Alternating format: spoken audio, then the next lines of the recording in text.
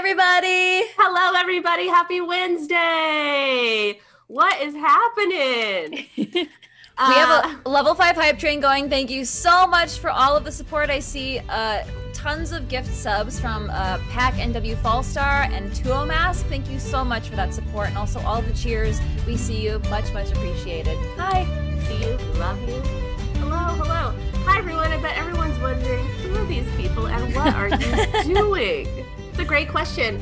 So, as I posted on socials, our lovely Jared Kajak rolled a nat 1 in medicine and has fallen very ill and really, really tried to rally for tonight, but is so sick. And we are sending him all the healing vibes, but he can't do it. And we all know, especially if you've dungeon mastering while sick would be just terrible. Yeah. Not a thing. So we will conclude the Festival of Sapphire Lights at a later date. Stay tuned. As soon as Jared is back to good health, we will get all of that information to you. We promise. But we didn't want to leave you hanging tonight, so we have collected these lovely people to come and play a rousing game of Fiasco with us. So we're going to medieval, what did we call it? Mystic Europe. Mythical? Fantasy mythical. Fantasy mythical mystic magic. Not mythic. Mythic Europe. Official term, Mythic Europe. That's in a game of Fiasco, and we always have so much fun playing this and love interacting with the chat as that goes along. So thank you for being here. Please stick around. It's going to be super fun. And our lovely Jessica. Actually, first let's go around and introduce ourselves so everybody knows who's everybody. Starting with Jess.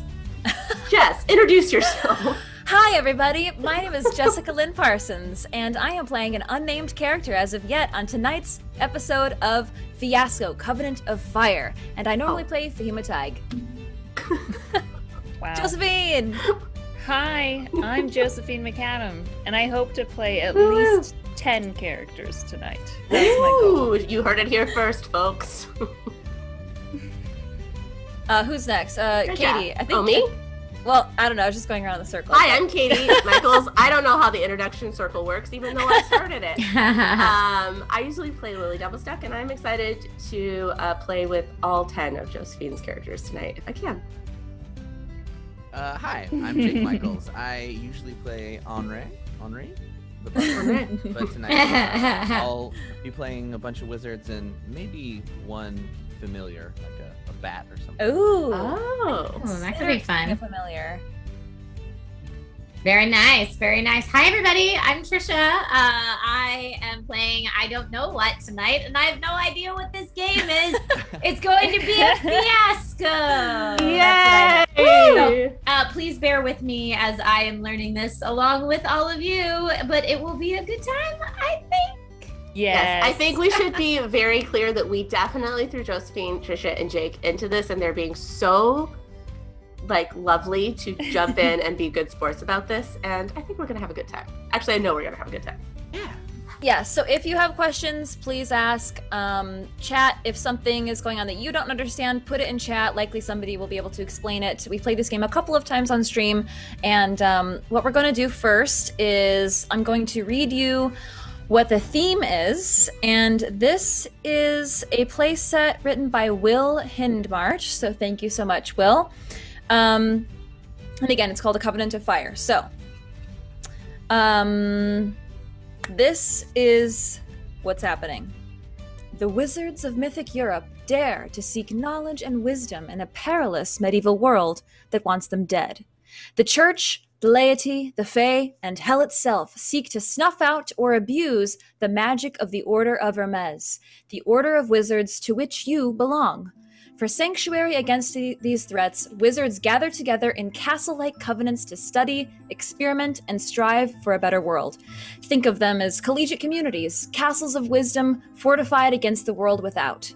Your covenant, Missile Lake, failed at the wisdom part and burned down. Only one wizard survived, a young man named Viridius, as he lays dying in a nearby abbey. Now, the local church's inquisitor has come calling for answers from that lone soul whose testimony might shed light on the affairs of the Covenant. So, Viridius tells the Inquisitor the tale, or at least a version of the tale, of the Covenant's downfall. He may be delirious, vengeful, hopeful, seeking absolution, or looking to cover somebody's tracks. We hear his tale from his sickbed, safe in a monastery, as he relates it to the Inquisitor. So we'll be telling this story sort of through his eyes, bookended on either side. This fiasco is all about hindsight, perspective, and the nature of truth in a sordid world of zealotry and heresy. Also, lies. And wizards! And magic and fae! Mainly wizards. So many fun things. So the first thing that we're going to do is we're going to go around and we're going to establish our relationships. So please open your Fiasco playset PDF and scroll down to the relationships. And I think we can pull up the dice tracker. There's this handy dice tracker to keep everything sorted. And it looks like, can we see, do we have, I'm going to pin this, do we have all of the dice here? 1, do we have a 2? We do. 3, 5, 4, 6. Okay, cool. We have everything to choose from. And for those of you who haven't played it before, this is how I keep track of everybody. Can you see that? Or is it like totally blown out? It's a little blown out. It's like a pentagram, right? It's like, well, if you can't see this, I can't really see it. I drew everybody around, and I'll start to write in like their relationships with each other. Oh. You know, so you keep track of it. Hot tip. Because everybody will have a relationship only with the people on either side of them at the table. So, got it. So I will like a D6, right? No, D5. 5. D5, yeah. The classic D5. I'll go first, and what you have to do is you have to pick the top level of the relationships first. Sean, is it possible to show the PDF of the relationships that we're looking at here so the audience can see? Okay, it'll be on shortly. So, what am I going to do? This will be for Katie and I. What do I want my relationship with her to be? Oh, I saw one earlier that I wanted to do. Where are my glasses? Mystery. I think the mystery relationships are all super fun. So I'm going to write down mystery between us, and we will take a 3 out of the middle pile, and that means anybody else can assign anybody's relationship, I think is how we've played it, right, Katie? Yeah. So if somebody else is inspired to give Katie and I a relationship specifically, then you totally can. But it has to be under the mystery. Yeah. Okay.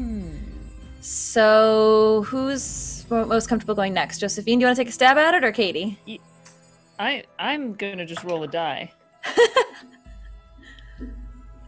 Wait, that was the same. So, okay, while Josephine is rolling the dice, do I write down mystery between Jess and Katie now, or what? You can, yeah, or you can just, if it's easier and more slick for you to do the sub relationship, the more specific relationship. Which one did you land on? Did you land on number 3 of number 3, or we don't know yet? Well, she can pick any. Oh. The number you roll can be for any relationship. You can't do a sub relationship yet. You have to pick the top one first. Okay. But you could now, because Jess has unlocked the mystery relationship. Yes. With the 3. I see. Yeah. Okay, so I wrote a 1. There's a 1 available, yes. So I'll be of the order. Okay. Oh, but do I have to choose who it's with? So it will be between you and Trish, or me, Trish or me. We'll do you first. Okay, we are of the order. Okay, and we'll take a 1 out of the center pile as well. Great.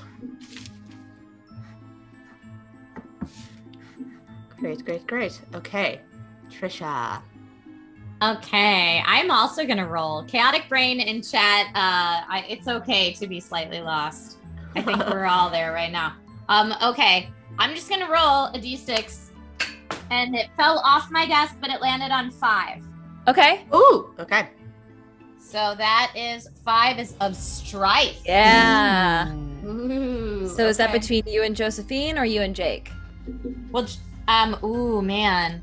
I'm gonna say Jake. Hello, Oh. enemy. Strife. And then, Sean, can you take a 1, a 3, and a 5 out of that pile and just put them anywhere on the right side so we know what's dwindling? Dwindling down. I like this rolling of the die instead of picking. Yeah. It's fun. And then if I roll, I can't have a 1, 3, or 5, right? Well, this You can if there's some left in the pool. Yeah, so there's still some in the pool Oh, there's there. double. I see. Okay, cool. I'm also gonna roll. I've also Wow. gotten a 1. So order. Okay. Mm. We And still have one left after this. that will be between Katie and myself ordered. Okay. Do you want to do it? Can he do a sub? He can do a sub relationship within that, right? Because that's already been unlocked. But not between you two. It hasn't been Right, unlocked. right. Okay, so we're of the order. Yeah. Okay. Excellent. Me, I'm gonna roll. This is the fun new thing that we do now. So, Sean, can you grab one more 1 out of the middle pile? Oh my gosh, though, but I also rolled a 1. Oh no, that's the last one. Do I want to use that? That feels Yeah. wild. Okay. chaos. Chaos. Oh More my wild than gosh. mythic wizards with their house burning down. Yes. Everybody has a relationship except for Josephine and Trish at this point. Mm. I think. Ooh, okay. Should I roll it? Here we go. Well, so I I don't can give you this Oh. one, is what she's saying. So Ooh. If you so choose. if I so see. choose, I think it's great. So you're also of the order. Okay. Oh my god, so many orders. It's So all I this is know it. in my life. Now, could Katie have also taken that 1 and chosen a sub relationship if she? Okay. Oh, Do you want to? that's true. You totally can. No, that's cool. That's cool. I'll give you. Because we already have 2 other relationships in the order. That's Yes. That's true. Yes. Okay. My other one is I'll also do it. that. Great point, Trisha. Okay, I'm gonna do. So then, for you and I, just the odd wizard and the conformist. Mm-hmm. Me and you? Oh no, Who? because You we're two not are of the order. That's you and You're of the you and me, mystery. Jake. You and me, Jake, are the odd wizard and the conformist. That was in our vows, wasn't it? Yeah. I've already absolutely messed up my hexagon or whatever this thing is that I've created. It's like such a mess of how Jess is tracking it. Mine was a mess the first couple times. Okay. All right, so what did I choose? I choose mystery for Katie and I. Okay, I'm gonna pick a 4. So Sean, can you take a 4 out for me? And Katie and I each kept a spell secret from the Covenant. Wow. Okay.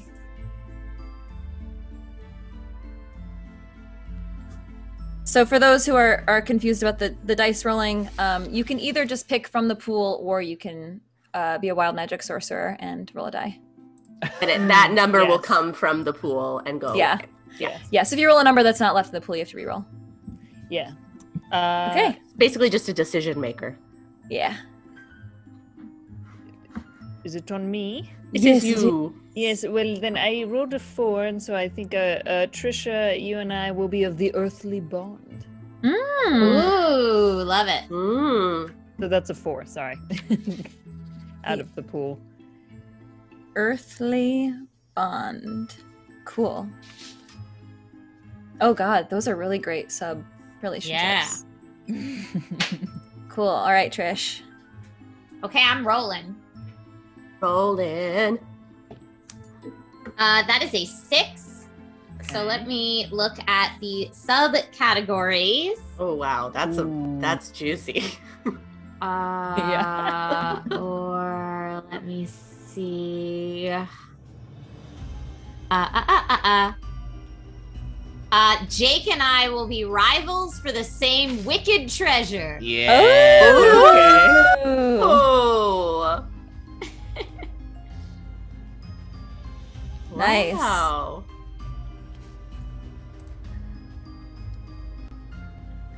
I will also roll a die. I got a 4. And I will. Oh, absolutely. So Joe and Trisha, you have an earthly bond, right, Josephine? Uh-huh. Yes. You're gonna both be indebted to the same mortal lord. Ooh. Okay. Wonderful. You owe money. To a mortal? A mortal. A mere mortal? A mortal lord. Okay. But are you gonna pay it? Or are you gonna do something about it? Yeah, mortal means you can end it. Killable. Yeah. Okay, I'm rolling. I got a 2. We have 2s? We have 2s. Yeah. We have a couple 2s. Does everyone has a relationship, not a sub-relationship though, huh? Yes, a we need a few. sub-relationship for me and Josephine. Yeah. I think And I that's think it though. that's I think it. everybody else has a sub. And order. And wait. Yeah.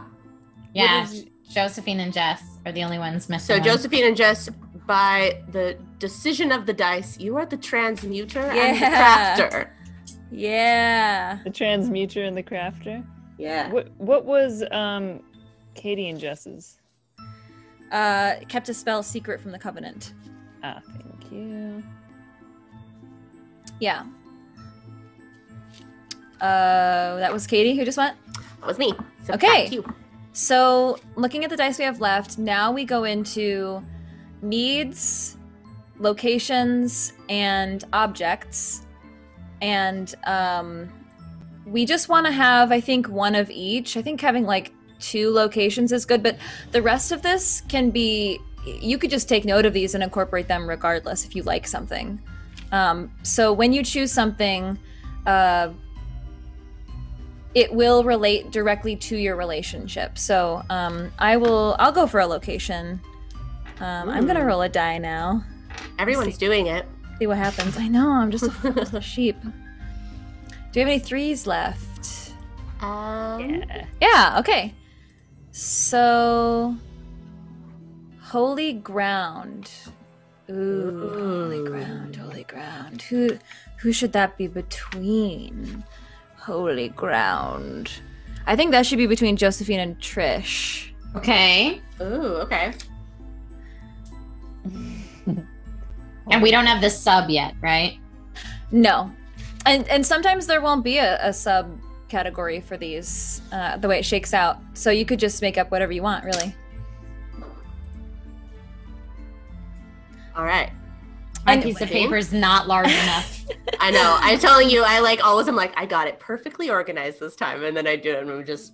If you guys want help, what you do clear lines and then you disobey them. You cross stuff out. Yours you is make a just weird- totally disappeared with your backdrop. Oh, well, that's about as informative as it is, honestly. Look how bad mine is. Hold on, I'm just gonna share. That's what mine looks like right now. I know. Yeah, mine too. It's Pretty just- bad. I love that it's a ripped up piece of notebook paper. Mhm. Who uses paper anymore?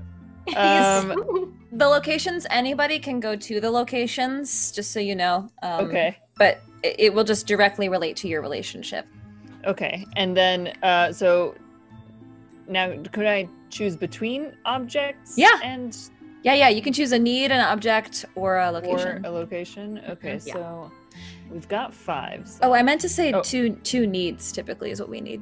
Not locations. I think I misspoke. Okay, let's let me take a look at.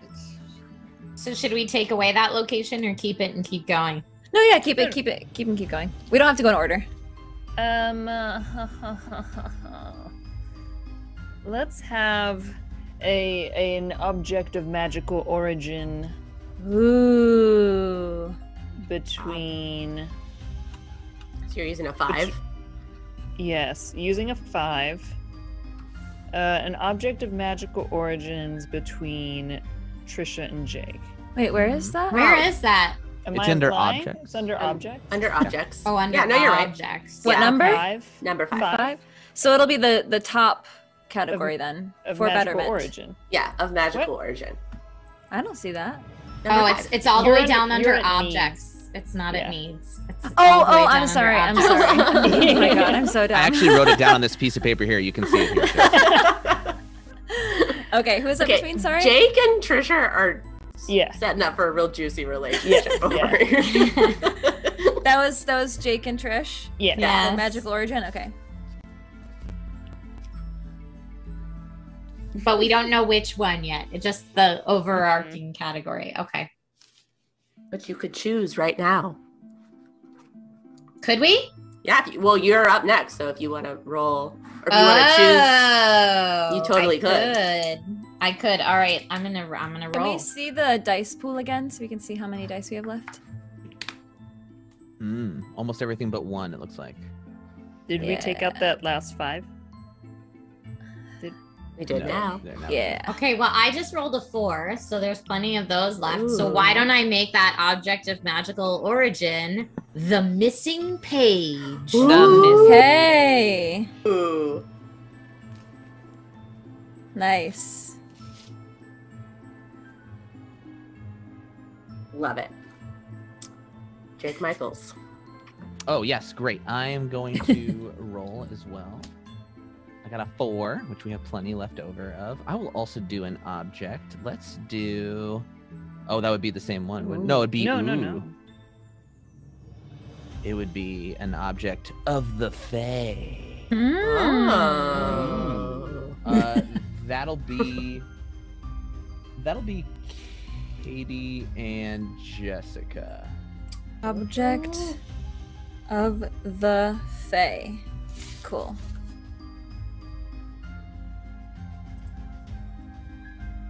Amazing. And that is me. All right.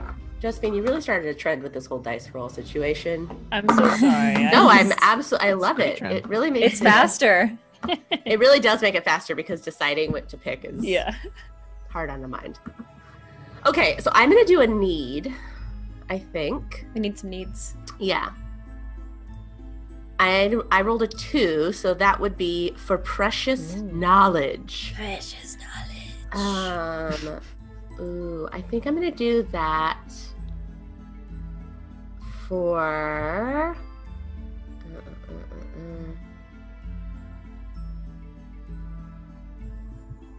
I think I'm gonna do that for Jake and myself.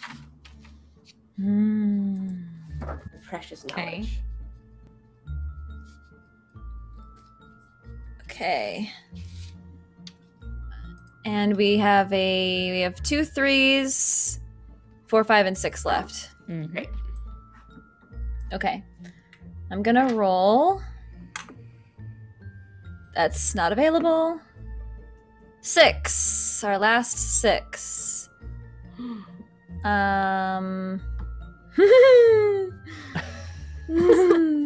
Okay, so I can either choose. I want to do a need, so I'll either do from hellish sources for Katie and Jake, or of profane design. Oh. I think it's fun. I think it's more fun to do from hellish sources for Katie and Jake. Correct. And what is that? Love that choice. Under the precious knowledge, yeah? Oh, Yeah. okay. From hellish source. Okay. So we have a need for precious knowledge from hellish sources. Great. To sum it up, And one of you's odd, one of you's a conformist. yeah. But we both have that need. Or one of us does, I guess. It doesn't have to be both of us. It's a need, right? Mm-hmm. Okay. I rolled a 5. We still have one. Yeah. So Yeah. maybe let me pick something under holy ground, maybe. Oh, that's a good idea. Reliquary. Sure. A reliquary guarded by a paladin for Trish, for you and I, our holy Ooh. ground. Okay. All right. So what is that holy ground again? A reliquary guarded Location. by a paladin. Oh, sorry, it's a location, yeah. Or were you asking what I was saying? Both. So that's perfect.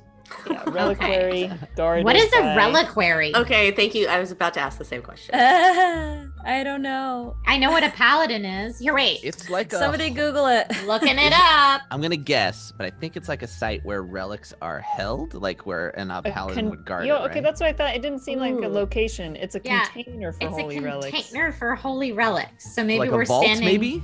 just next to a container, like a vault or something. Yeah, Mhm. that makes Yeah. sense. Oh, Hadrian just put it in chat.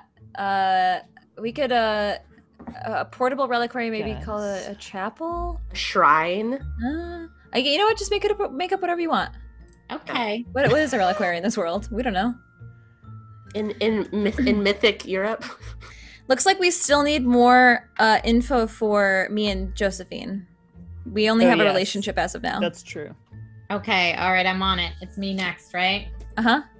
Okay. We got 2 3s and a 4 left. So at this point, you might just choose between a 3 and a 4. A 3 and a Or 4. roll like 5 dice. Yeah. And let's say.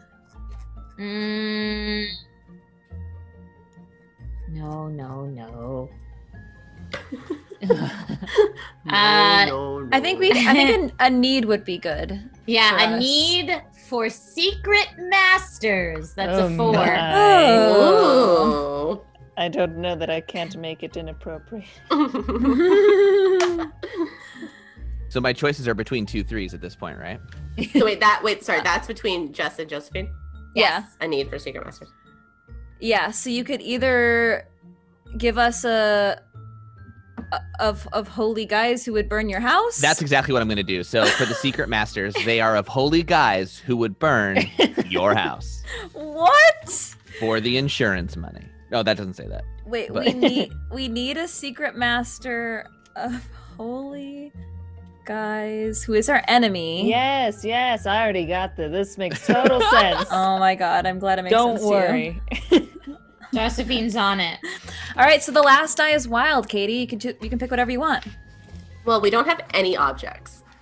We So- do. We do? Yeah, we have an object of the Fae between you and me. Oh, right. Mhm. I missed it. And, We have a missing page. And a missing page between Jake Yes. Listen, I'm object. I didn't hear Of any magical of the objects, yeah. origin, that missing page is of magical Mhm. origin. You have object non-permanent still? Mhm, mhm, mhm. You are a baby. Does anyone feel like they're missing anything major within their relationships or their maybe another location would be good, actually. So we have We don't we Oh, don't have you know dice what? left, right? You could give us a particular object of the Fae.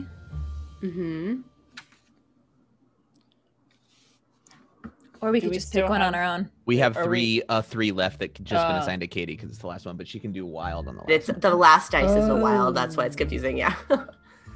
Uh, So Sean, you'll go ahead and reset. Just hit the reset button, and then we'll dole out the dice in a different way. okay, as the game just between proceeds. us, we have a wordless song that never stops. Okay. Oh, no, it's already stuck in my head and I don't even know it. That's what really burned down the Oh. covenant. Oh my god. Okay. All right, should we recap? These notes. Oh my Yes. And I we know. should give each other names. Oh yeah. God. Ooh, Hmm. great. So Historically accurate mythic Europe names. Okay, so to recap, Josephine and I are transmuter and crafter of the order, and we have a need of a secret master of holy guys who would burn down your house. And we started a tradition where we name the person next to us. Okay. So, let's see. You're also in debt to a mortal lord. Classic. Okay, your name is Cecilia Gabastank. Okay. That's Josephine's name? Yes, Mm-hmm. Cecilia Gabastank. Wow. Like Hoobastank, but Gabastank. Mm-hmm. That's how she introduces And the herself. reason is you. Okay. So then, would that mean I'm naming Trisha? Yes, but tell us And what your our- relationship yes. with her is. My relationship with Trisha is of earthly bond. We are indebted to the same mortal lord. And it has something to do with holy ground, specifically a reliquary guarded by a paladin. Ooh. Mm-hmm. And your name is Shmirnu Oh my god. Hufen. Smirnu. Smirnu. Shmirnu Hufen. yeah. Historically accurate. Smirnu Yes. Hufen. Okay. Je suis française, alors, so I know that it's actually accurate, you know? Smirnu Hufen. Hufen. Got it.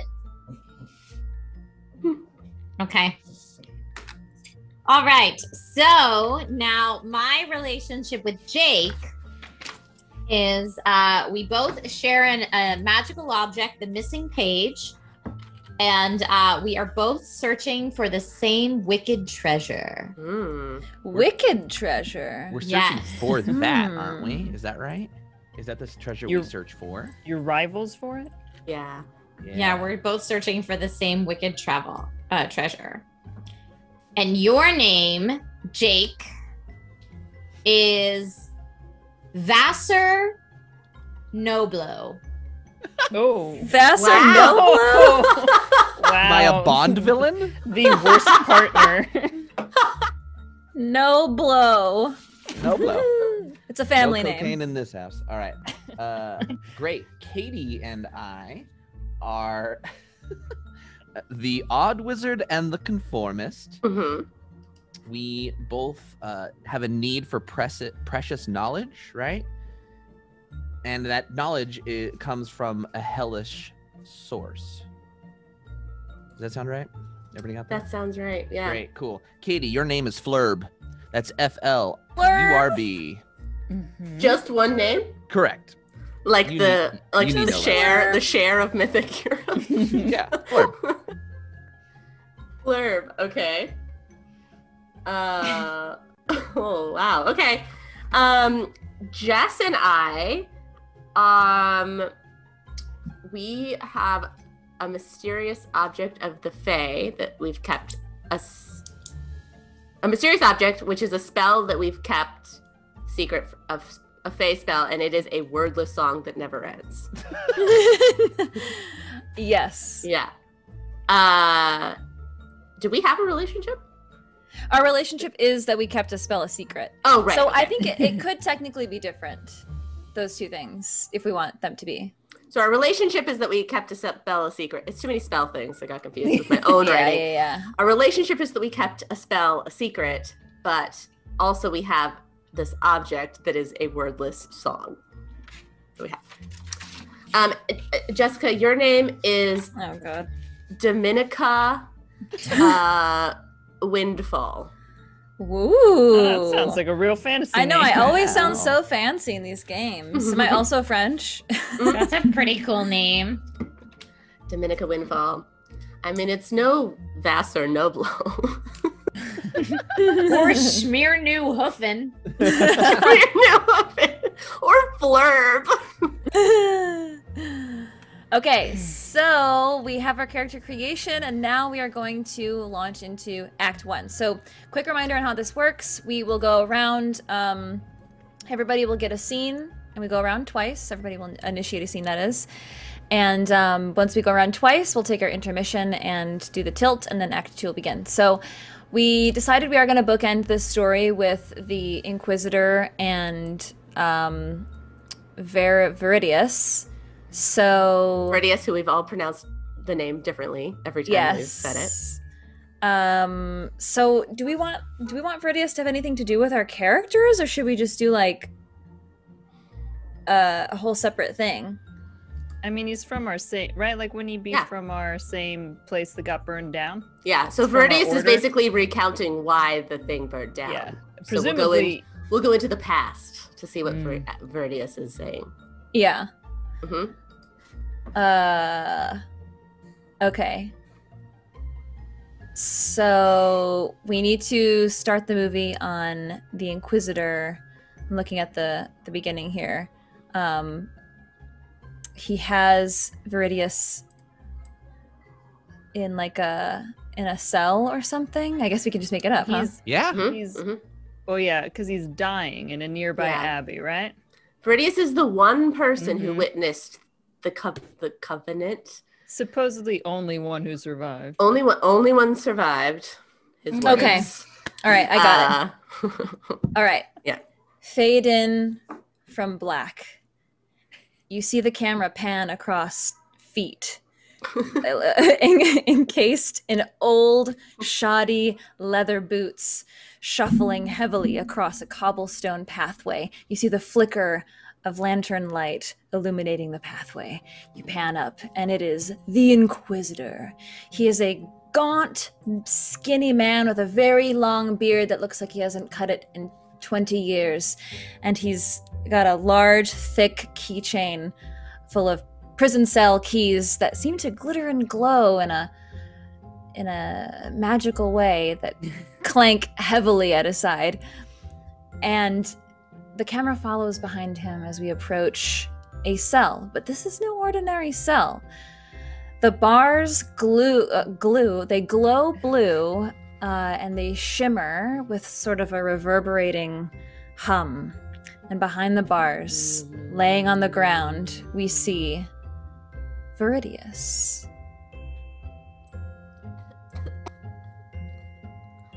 He's coughing. He looks ill. He looks like he's been down here for weeks. You ready to talk Water! yet? No water until you talk. What do you want to know? I want to know what has come of Missile Lake. What transpired there? All that's left is ashes. Yes. And the majority of those ashes remain in my lungs. Which is why I would like some water. We can certainly have someone extract those ashes from your lungs for observation, should you not agree to speak. I'm sorry, just to get this straight, you're going to take the ashes out of my lungs, and then you're going to look at the ashes to observe for what? Scientifically, we will extract the ashes, and it will be painful, but not be pleasant. We have inquiries. Mysterious happenings were going on at your covenant, and now there's no evidence, and not a single soul survived, save for you, a young 15-year-old lad. To be fair, it was my first week, so honestly, I don't even remember most people's names. And how did a young man like you survive such a tragedy that took down hundreds of... A shiver washes through him. Wizards. Well, to be honest, I think it was a bit of luck. There was, everybody was about doing their business, and as you know, in this town, there's lots of secrets, but there was, the choir was practicing for a performance later that day, but I couldn't get this other song out of my head, and it was going over and over again, and I just needed to get out of the building, and that's when everything went mad, And of course, all of the other wizards, and now I know I should have rushed towards, the holy item. But I, being new and, quite frankly, between you and me, poorly trained, went outside. I had not been educated on the exit protocol in an emergency situation. Hop, hop, hop, hop, hop. The holy item, you say? I will say no more until I get some water. He clangs the keys against the wall. I will get you water. But then I must hear this tale. All right. One of the prison guards sidles up and goes, Did somebody call for water? Yes, Juno, thank you very much. Thank you. She wants sparkling or still? Sparkly is great. Okay, great. Sparkling's for me. Tap is fine for him. Oh, all I'll take sparkling. You All want right, two sparkling? sparkling for both. Sparkling for both. Okay, great. Yes, Cool. sparkling would be great. Might break up the ashes a little bit. Okay, great. Here you go. All right. Just gonna pass this through the bars here. Ow! Wait. He drops dead. Nope, that is what happens when you try to escape. Now let that be a lesson. He sticks a key into the door and a small square unreverberates. Unmagics. Look, I'm no Jeff Kanata, okay? And sticks the glass of water through. All right.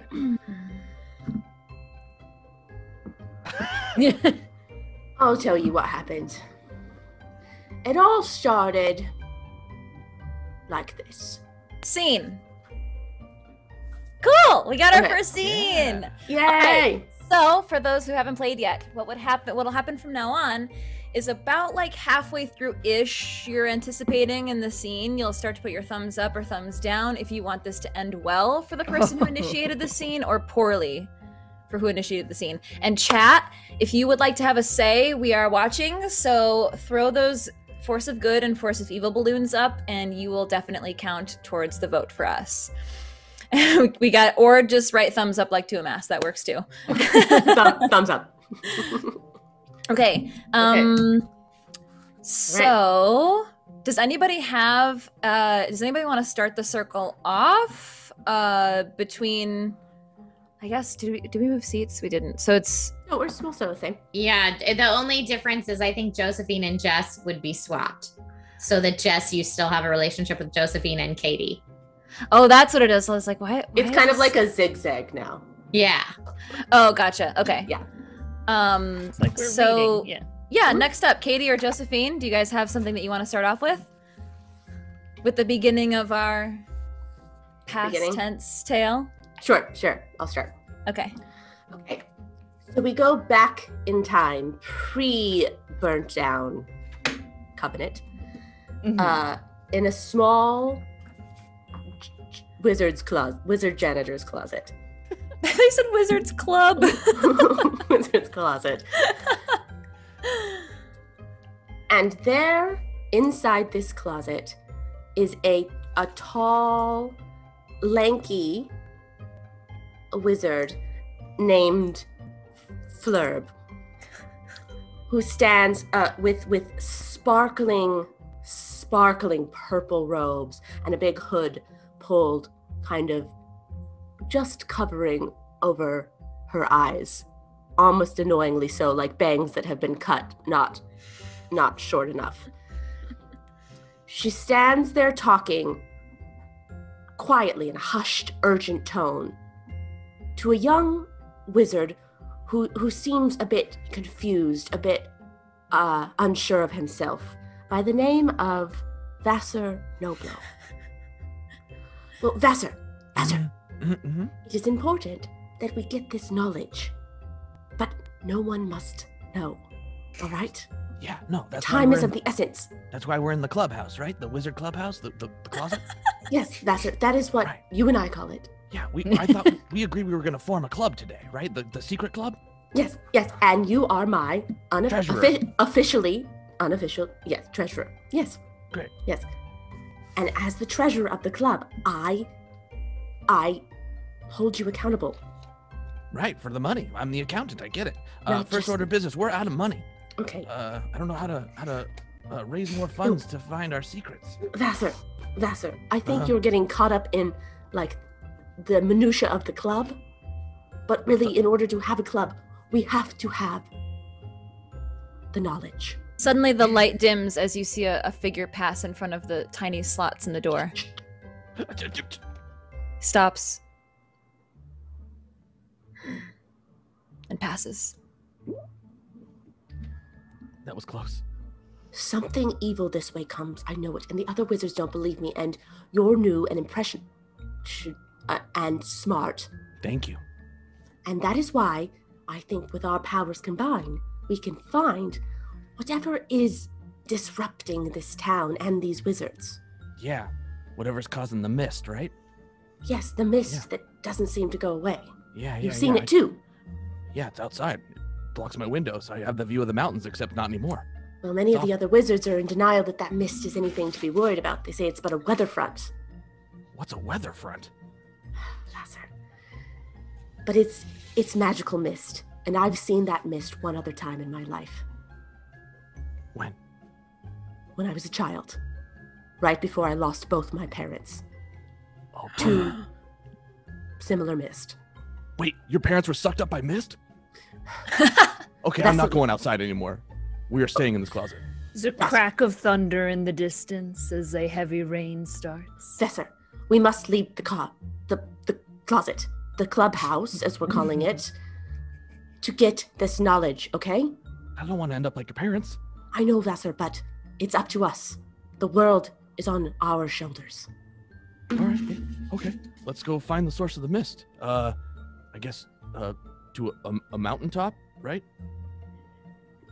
Sure. Just take note of anything you hear.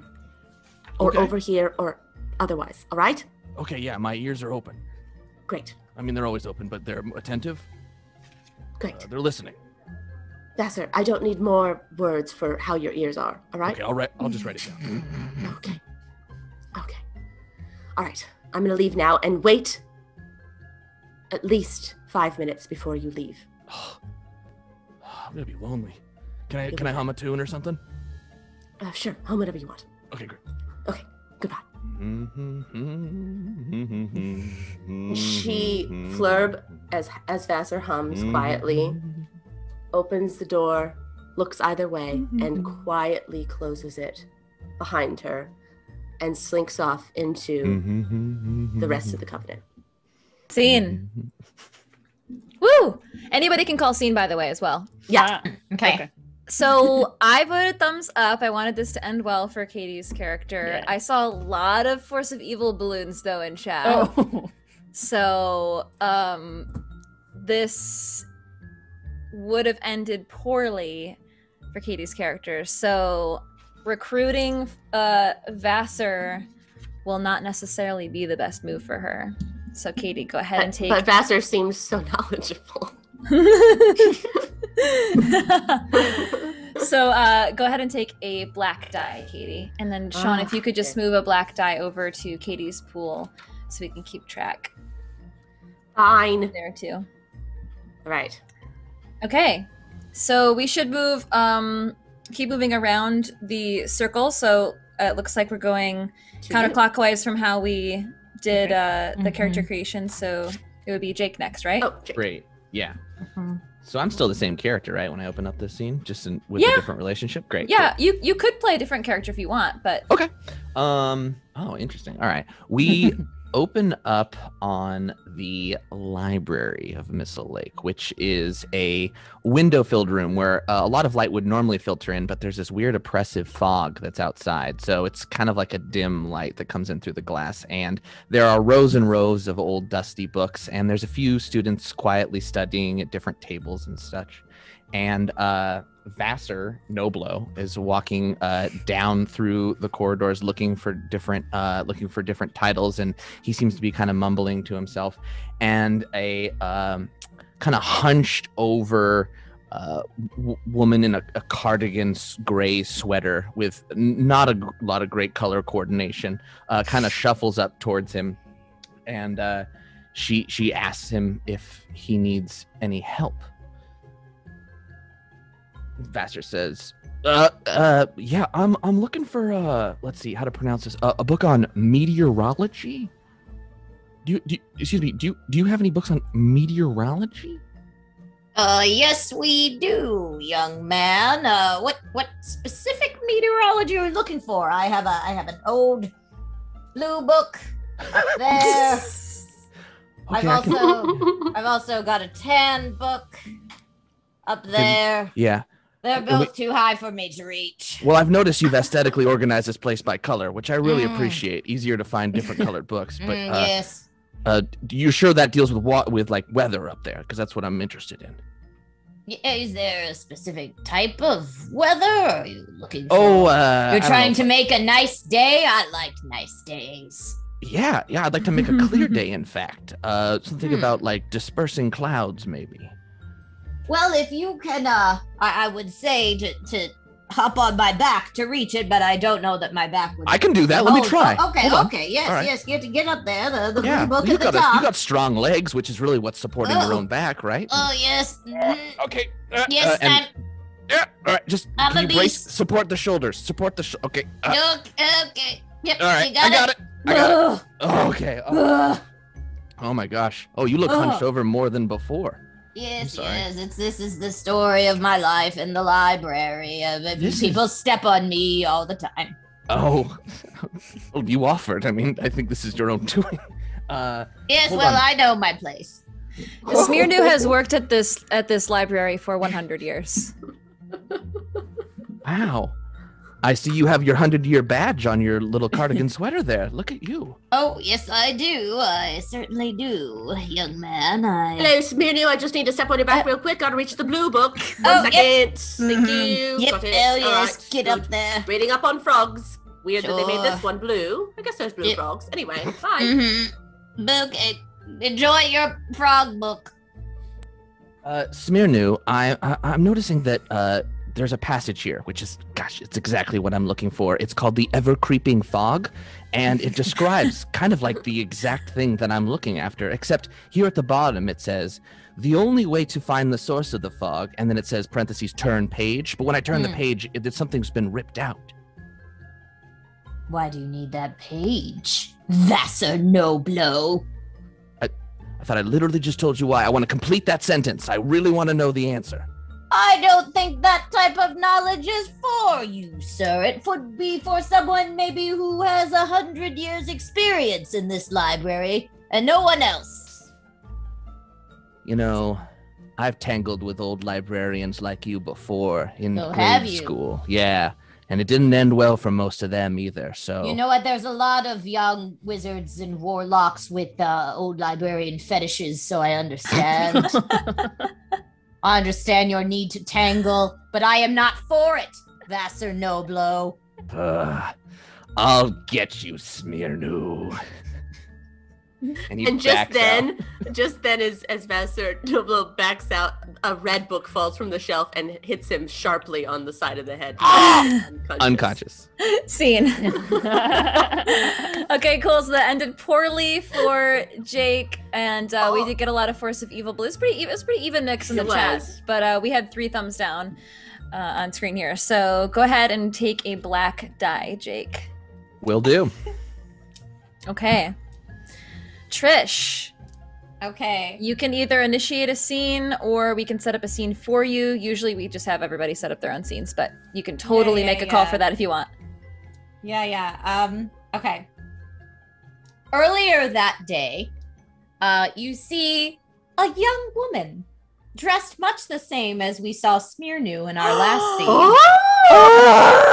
The gray cardigan, yet not hunched over this time. And she is in a room, looks to be like a sleeping quarters or a bedroom, and she is perusing through a book while at the same time running a brush through her hair. And she is getting herself ready to leave somewhere, although you're not quite sure where. When she finishes brushing her hair, she takes her book and pockets it secretly, and then leaves the building. She walks for quite some time. We see lots of different panning landscapes before this woman arrives at what looks to be a mausoleum entrance. Now, at this point, she is approached by another woman, a woman who seems to have at least half of her face in shadow as she approaches. Oi, Smirnu. Cecilia, my friend, I am glad you have met me in this holy ground. It's very nice to see that grey cardigan again. You know I wear it all the time. It is my measure of pride and how I access all of the information that we need to give to Sir Gawain, who you and I are always giving things to. Right, Gawain, that drastic paladin. Yes.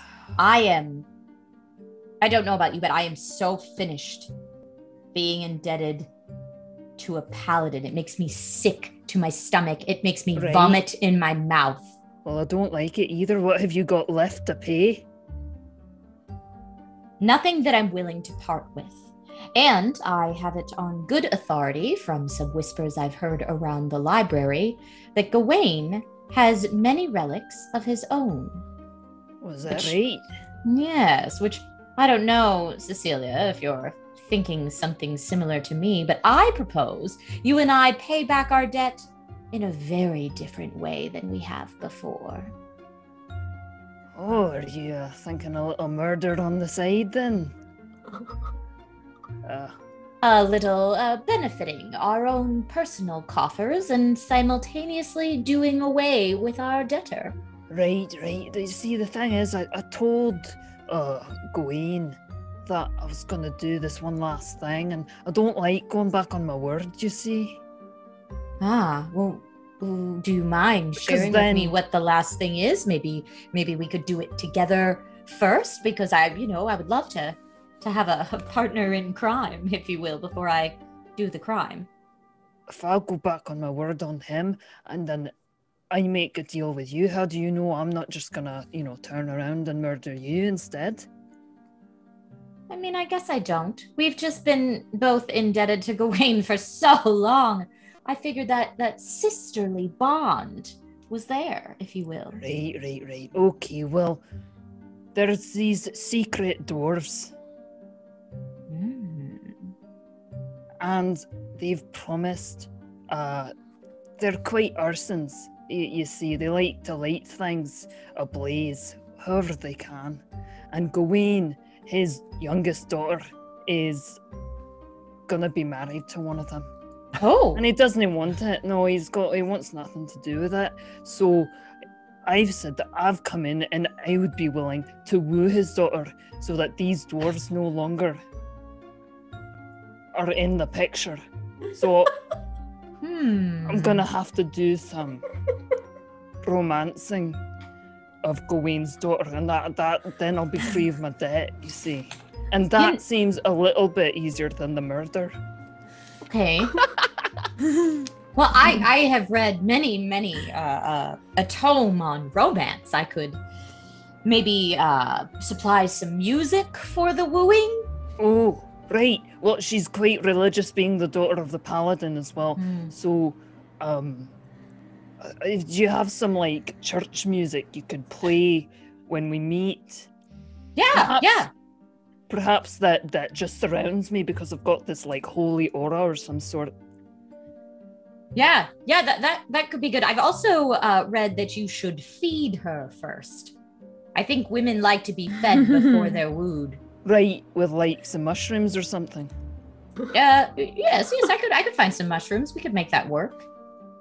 I like this plan. Right. I set out this morning from my quarters thinking about planning a murder, and now I feel like I'm planning a wedding. What a lovely turn of events. And I'll let Gawain know that you're in on it. It'll be perfect. That's perfect, yes. And then, perhaps after that, we can do away with Gawain and take the relics he's guarding. Insane. Nice. Yes. Oh my gosh, so many twists in that one. I saw a lot of thumbs up. Yeah? Yeah, for sure. Yeah. So you guys, who started that scene? Trish? Mm-hmm. Yes, so you can keep a white die. Got it. Okay, Josephine. Yeah. So after leaving the mausoleum that we were at, that Cecilia and Shmirnu could be seen conversing at, rain starts once more, and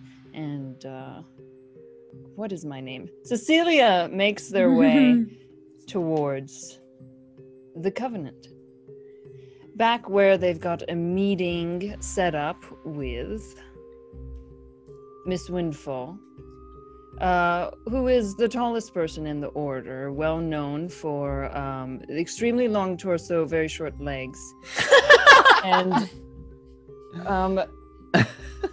Cecilia is in a partnership with this crafter, Miss Windfall, because she crafts very tall shoes to make up for the difference and then towers above everyone.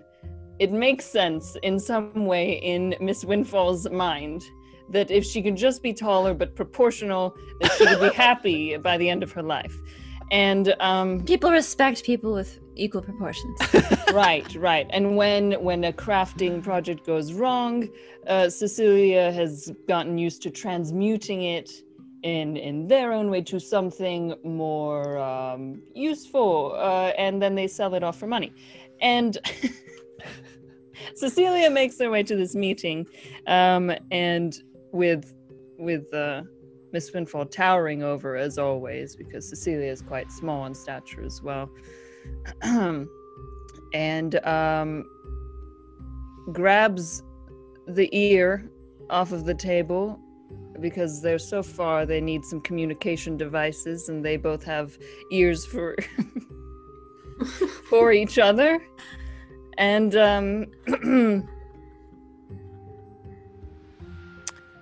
Miss Windfall, it's me. I'm down here. I don't know if you can see me. Yes, I can see you. Yes, hello. Hi, what's up? I mean, I'm up, but what's down? Oh, What's going on? It's funny every time. I'm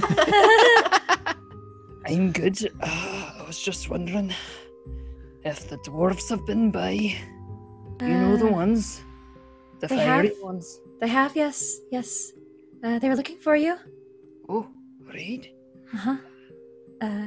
What's going on? Well, I just was wondering if they had any new orders for us, all secret like.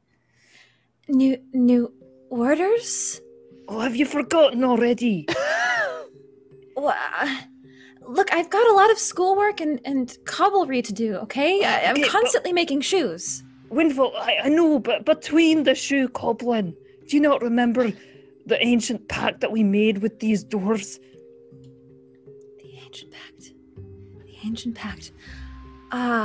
To be friends forever, no matter what happens between us. The friendship is a given, once you make a pact.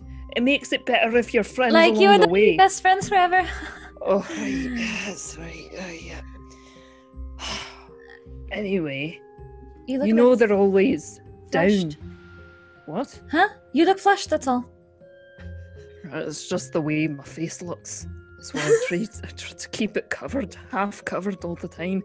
One eye on the prize. Right, so they're so ready to burn something, and I'd rather they not, But recently, I think they've started delving into a bit of entertainment world, Like dancing? Yes, exactly, like And dancing singing? and singing, Oh, but I do love to dance. as clergymen. And I don't think anyone knows that they're not actually clergymen, but you and I know. Will they get in trouble? I think they might. That'll certainly harm our friendship with them, don't you think? Right, it would. Aye. Well, I don't know. The clergy don't really like wizards, but maybe they could infiltrate on our behalf. Infiltrate. I'm so sorry. I'm not understanding. The church, lass. The church. They could infiltrate the church and burn that down instead of our house. Because they keep saying something about burning our house. And I'm not ready for that. Yes, I thought that was some sort of cultural friendship thing, but I'm seeing now that it's probably not. It's probably a sign of violence. Do you think it was like burn the house down with the music and the beats? They like to party, like you said. Oh, I may have misunderstood everything. We could just talk to them. No, you know I can't look them in the eye. Well, you can more easily look them in the eye than I can. I'm way up here, and it's very uncomfortable for people to tilt the head up like this for extended periods of time. I'm so sorry to interrupt. Dominica, if you're done fitting my shoe, I'll just leave. I don't feel I need to be a part of this conversation. It feels private and unnecessary for me to overhear, and I don't want to have any, Have you been here this whole time? Oh yeah, I just tried to keep my mouth shut, but it's feel like it's getting serious. Sorry, and I just don't want to have. Folks get hidden behind my large girth of my body. So, it's just the torso's so long, I couldn't pop my head out because of on account of these shoes she made. I'm just gonna take off. I'll come back and get them later, okay? And what's your name? No. Mabel. Mabel. Okay, bye, Mabel. Mabel. Oh, shite, that's the paladin's daughter. Oh, shite. Oh, this is no good. Are you sure that blush is your normal complexion? Because it looks like you're blushing. Yeah, it's always just gotta get redder. The more fire is within me, and if I'm not careful, it might come out. Right, I'm gonna go take care of this. We're gonna have to... A murder might be afoot. A murder might be afoot. I don't know. I feel like we got pretty equal force of good and evil balloons, but we got thumbs up here. Yeah. Oh yeah, for sure. Okay, that ended well for Josephine. Oh, nice. Okay, you get a white die. So I have a question, Jess. Yes. Should we tailor the way the ends of the scenes go up or down based on what everybody's doing, or is this good for later? No, this when you get the thumbs up or thumbs down, then you should start to tailor it to that outcome. Okay. Yeah. Okay. Second round of Act 1 begins. This is the last round of Act 1. Wait, did you and I go, Jess? No. Well, we started it. That's true. Yeah. Well, I guess I could be the last one in the round. You started as Veritas, right? Yeah. Yeah, I could be the last one in the round. Yeah. Because you went first in the actual scenes, right? Yes. Okay. All right. So you see Dominica clomping down the Covenant halls, making so much noise. She's wearing 6-inch knee-high leather boots, and she does seem pretty proportional with these boots on, and she walks up to a janitor closet and bends over almost completely halfway over to knock on the door. Psst! Flurb! Flurb! I told you to use the secret knock. If you say my name and use the knock, it defeats the purpose of the knock. Well, it's too late now. Can you just come in, please? Okay, you come in. Okay. You want me to come into the rest of the clergy, or you want to come in here? I'm gonna. Okay, well, you said you come in, and that's confusing because I'm in, but I could come in. That is also. Okay, come in. Okay, so Dominica squeezes her massive body into this tiny little janitor closet. She's almost completely hunched over Flurb's body. I have to tell you something. Yes? I think I found something. What? Is it about the mist? Yes, well, it might be. You know what? I don't even know why I needed to come in here and hunch over, because I actually need to bring you outside to show you this. What? Come on. Really? Come on. Is there a back entrance? Do we have to go out? It's a closet. Come on. So she takes Flurf's hand and she races outside to an alleyway. Okay. Watch this. She picks up a handful of sand. Before you start that, I want you to know your shoes are so loud. And what happens is the sand blows up into the air, but then somehow catches in the wind in a pattern and seems to float around of its own accord and follows a path into the woods. You can do it with anything. What? Do you have a piece of paper? Rip it up. What? Rip up a piece Rip of it, paper? tiny pieces, okay? Okay. And it's only here, in the alley. I think we should follow it. Follow Follow the magic. our The pieces of paper fall down onto the floor and they form an arrow pointing towards the path. Minika, I think we're in over our heads. This is what magic school is about. It's about following weird signs in the wind. If you think that this is going to lead us to an answer of how we accidentally unleashed an entire mist upon the city that we can't seem to get to go away, then yes, I'll follow it. Yes, people are getting very suspicious of this mist. It Yes, does okay. seem like a bad omen. And we haven't told anybody, and we will not be telling anybody until we have a solution, because no one likes a problem without a solution. Yes, and the That's what trick we always to say. finding out how you accidentally cast a spell is finding out how to uncast spells. La la la la la, let's go.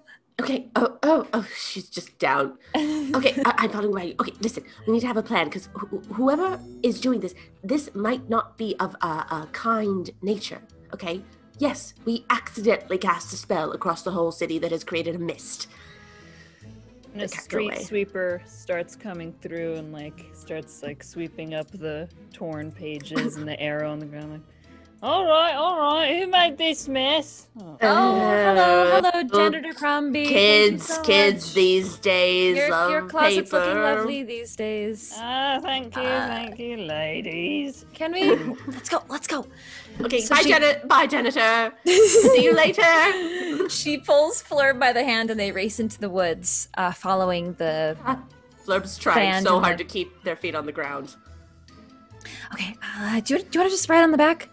You know, it's funny. I'm a very tall wizard, but I feel so short around I don't you. know, I feel like 5'7" is not that tall. It is tall for wizards, Okay. okay? A wizard's average height is 4'9". Okay? In this city. That is true. I'll never get a date. No, what? Are you height shaming? I'm head shaming myself. Well, don't do that. It's so good. I could just Okay. take off my shoes, but then I have these ridiculously short feet. Legs. It is Oh, starting. and then you can have to take me up on the offer to buy you different pants. Okay? Okay. Right. Okay, listen, I just want us to be on the same page. If we get there, and also, I have my intern working on trying to find a solution for this. Did I tell you that? You told someone about the mist. Okay. What? Did you tell them that we did it? Vassar, no. I said, Vassar, there's this mist. Vassar, what? Vassar doesn't know a difference between left and right. He's not going to know. He's on one. You're enlisting Vassar to come up with the magical spell to get rid of the magical Not mist. come up with it, but listen. You know, Vassar does hear things, and he has kind of dumb luck, if you will. Like, he stumbles into knowledge. That's how he got accepted in the first place. He was in the right place at the right time. What did you tell him about the mist then? I just said, there's a mist, and we need to find out, who caused it, and why it's happening, and, And did you tell him that people tend to disappear when they go into the center of it? I left that part out for poor Vassar because I feel like it gets scary, and he doesn't like things that are scary. I'm just a bit worried that he's going to explore and go into the mist and disappear, but that's just minor concern. I hear what you're saying, but he was very scared to even leave the janitor's closet, so I don't see young Vassar just walking into the middle of the mist. To be fair, it's very comfortable in there when you're not me. Wait. Hunched over. Okay. Oh, something's happening. And as they approach, they can see the sand also turning into an arrow and pointing them deeper into the woods where it gets darker. Okay. All right. So dark that they can't see what's beyond. All right. See? Yeah. Ooh. Like a good Yeah. Yeah. It kind of ended neutral. Or mysterious. Yeah. That's I'm seeing some Force of Evil balloons. I didn't see. Did you guys do thumbs down, thumbs up? Oh, We were so enamored. engrossed. Oh, Yeah. oh. I was paying thumbs attention down. to the balloons and they were pretty mixed. Pretty mixed. Okay. Yeah, they were all Force of Evil at first. Yeah, I'm and going then to thumbs they- down as well. I feel like we, Give it a Gloom and gloom. Okay, so if this went poorly for my character, then we can kind of play that out. We are stumbling we're following random magic into a forest, so Yeah. you know, Yeah. that's kind of, that Okay, can I'll end take, poorly. I'll take a black die. All right. Second round. Round 2. So that's Katie. 80? Oh, right. Okay. Round 2, I sit Is there waiting. a tilt in between or no? Nope, No, that's the after. tilt will come after this one. Mhm. Okay. Okay, so cut to later that same day, later in the evening. Flurb is just filthy, covered in dirt, in leaves, in forest debris. Out of breath, sweaty. And you see Flurb breathing heavy, walking in nervously into the convent and to the janitor closet, opening it up to see if Vassar's in there.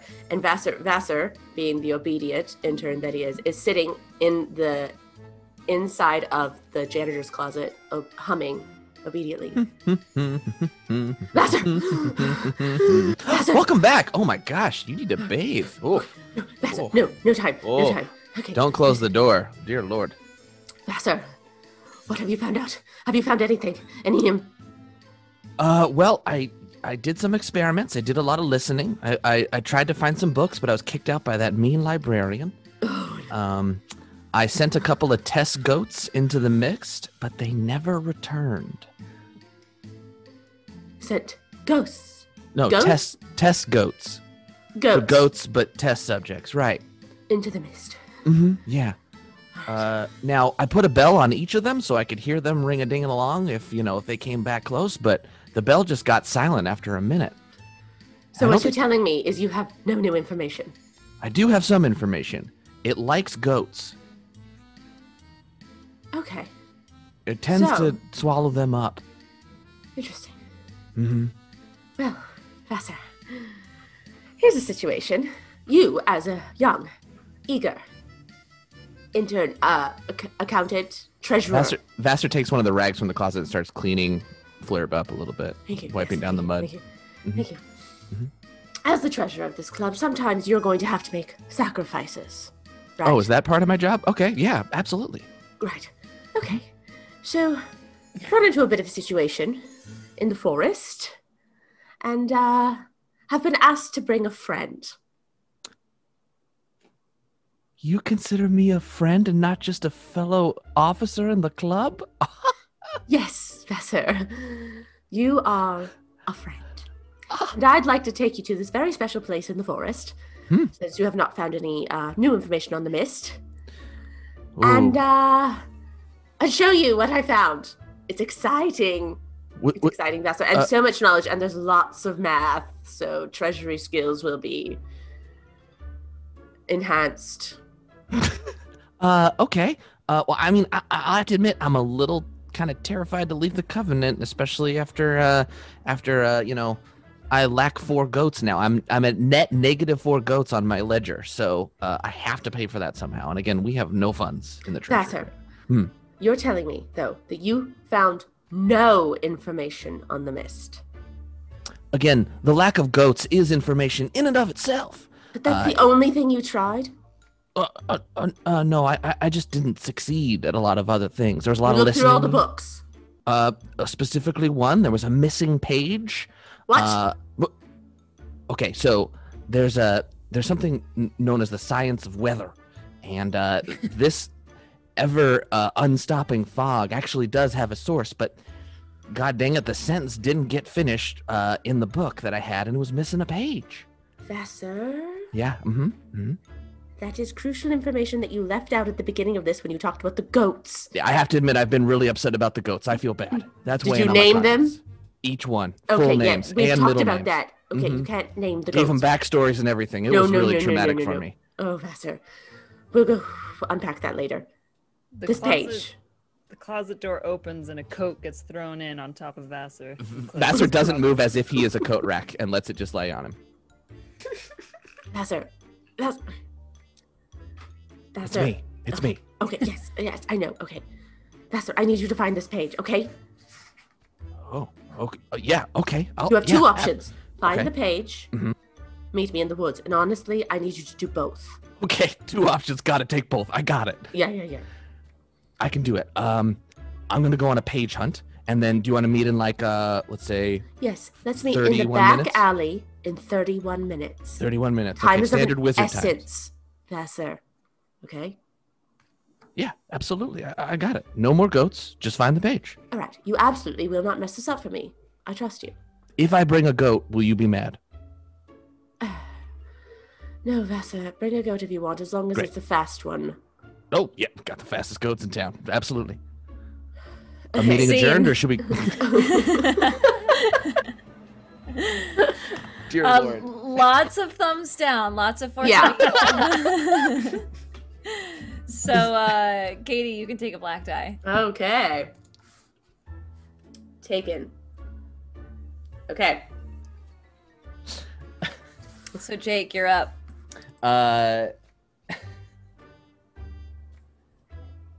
Smirnoff? What is your name? Smirnu? Smirnu. The cardigan-bearing librarian is... she's asleep on her cot in the back of the library office, kind of snoozing. And we see her not youthful face, right? She's this older version of herself, and she's just kind of lying on the pillow, snoring softly. And we kind of close in on her face, and as we see the breath come out, we see right next to the edge of frame a goat's snout kind of start to creep into frame and get closer to her face as well. And it also breathes on her face, and she kind of breathes back, and the goat also goes ugh, and that ugh.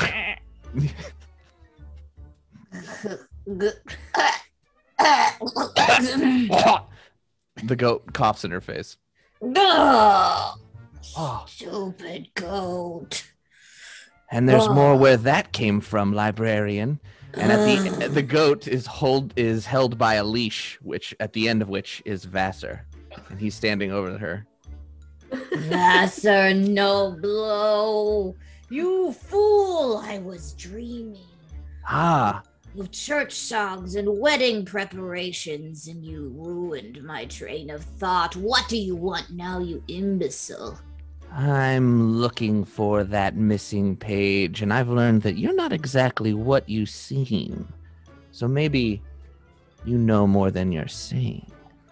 I know not what you speak of, missing page, or me not being what I seem. Oh, But if I did have extra knowledge, why would I share it with you? well, it'd be a real shame if someone in this room were to eat up all of your books. That's right. You wouldn't dare. This is William, and he pets the goat. William loves eating pages, and boy, be a real shame if those books disappeared on your watch, wouldn't you say?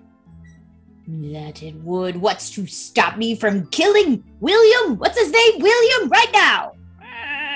Whoa, whoa, whoa! Look at those eyes. You would kill this goat? Look how big and sweet he is. Yes, I would kill this goat if he's going to eat my books. Vassar covers the goat's ears. And are you serious? You're gonna look. All right, look. Okay, do you want me to just make a deal? Do you want to? I'll tell you what. I'll give you What is your goats. How many goats are you interested in? I don't want goats at all. I want to sleep, please. How many? Okay, I'll tell you what. I've got a peaceful place for you to sleep. Have you ever heard of a janitor's closet? Yes. Well, I happen to know where my club meets. Actually is unoccupied from the hours of 4 to 11 on Wednesdays. So if you would like, there is some great napping time in there. If I give you that time slot, you give me the page? Well, I cannot give you the page, you see, foolish boy. The page not only tells you about the weather, which I think is, yes, what you were originally searching, if I'm correct. Was for Yes, the yes, weather. yes. Good memory. It tells where that weather's origin is from. Yes. And the goat And goes. I cannot let you know that, but what if I tell your goat? Just for fun. Okay, this is a compromise I will take. I like a person who's willing to compromise. It shows wisdom beyond your years, my friend. And Vaster steps back out of the room. He's like, go ahead and explain it to the goat. And then as Vaster turns back into the library, he puts up a goat's ear to his own ear and listens in. The goat stands up on its hind legs like a human would and trots over. What? What? Scene? I think that's scene. Oh, so many gold balloons. We got thumbs up. Jake, go ahead and take a white die. Thank you. What? What the what? Well, we do have a transmuter. Right, that's true. That is true. That is true. All right. Okay, Trish. Sorry, give me a moment to recover from what just happened.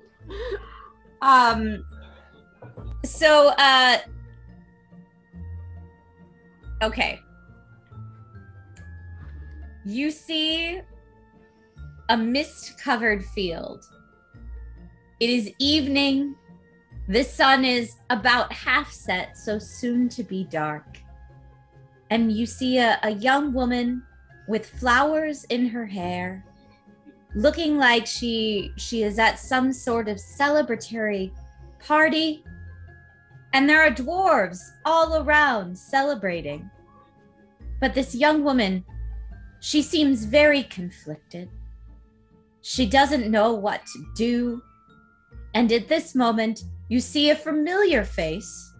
The young Schmiernu Huffen playing a harp over by the side of this celebration. Do-do-do-do-do. Do-do-do-do-do.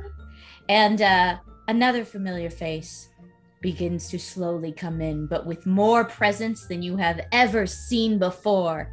Enter Cecilia. Do-do-do-do-do. So ready for this wooing to commence. My darling Schmiernu, you've never let me down in all the 16 ceremonies we've had together.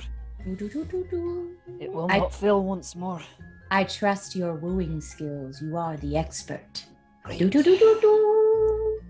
I've already sent the mushrooms in advance to Mabel, but there's been a wee bit of a hitch. Oh? Right, well, Mabel overheard me talking about a deal that I had with these dwarves that seem to be our entertainment for the evening. Okay, you mean the deal where you were going to pay all the dwarves in mushrooms not to marry Mabel? Right, that deal. Yes. See, the thing is, I've got to come clean, Schmiernu. I've actually got a pact with these dwarves, and I serve them. They're my masters, you see, but it's a secret. And well, they've gone into this entertainment business, and I'm not sure there's this fine print on the contract that I signed years back about burning down the house. And I don't know if it's gonna be in terms of entertainment or not. Oh, hold on. You seem to have dropped this ripped paper. Does this mean anything to you? Oh, yes. Here, let me just put this harp down. What does this say? Can you read it? Well, I can't read. No, you know that, but this is a very ancient text. Yes. Yeah, yes. Look, it glitters. It glitters and it waves like an ocean. Can I let you in on a secret, Cecilia? Well, I've just told you my secret. So please do. Yes. This page, it took me a long time to find it, but this page will be I will share it with you, but my entry into the 5th dimension. Oh. Is that was the 5th dimension? Have you been to the 4th? No, but I don't believe it needs to happen in order. No, the 5th dimension, I have heard that it is where mystical things come in and out of our world. There are pockets and entrances to it all over, but we have not seen them, and I believe the source of a great and potentially nefarious power. I just need to know more. Would you like to come with me? It says that the entrance is somewhere deep in this wood. We could go deep into the wood on the far side of town and maybe check it out for ourselves. I think you know this mist that we see all around. I believe that maybe it also has come from the same place. This page tells all. Right, well, Cecilia folds it up and puts it in her pocket. See, the thing is, this seems like a great way to, like, hide away things that I don't want any more than a 5th dimension, as you say. So I'm thinking perhaps I may kick poor old Mabel that way. We can have a little romantic stroll. First is Mabel. Second comes our paladin friend. Gwaine.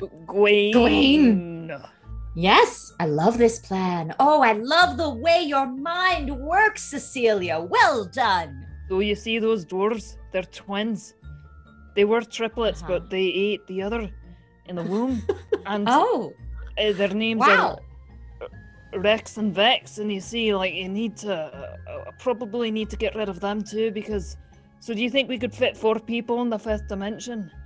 I mean, we can certainly try, and I'm all for experimentation.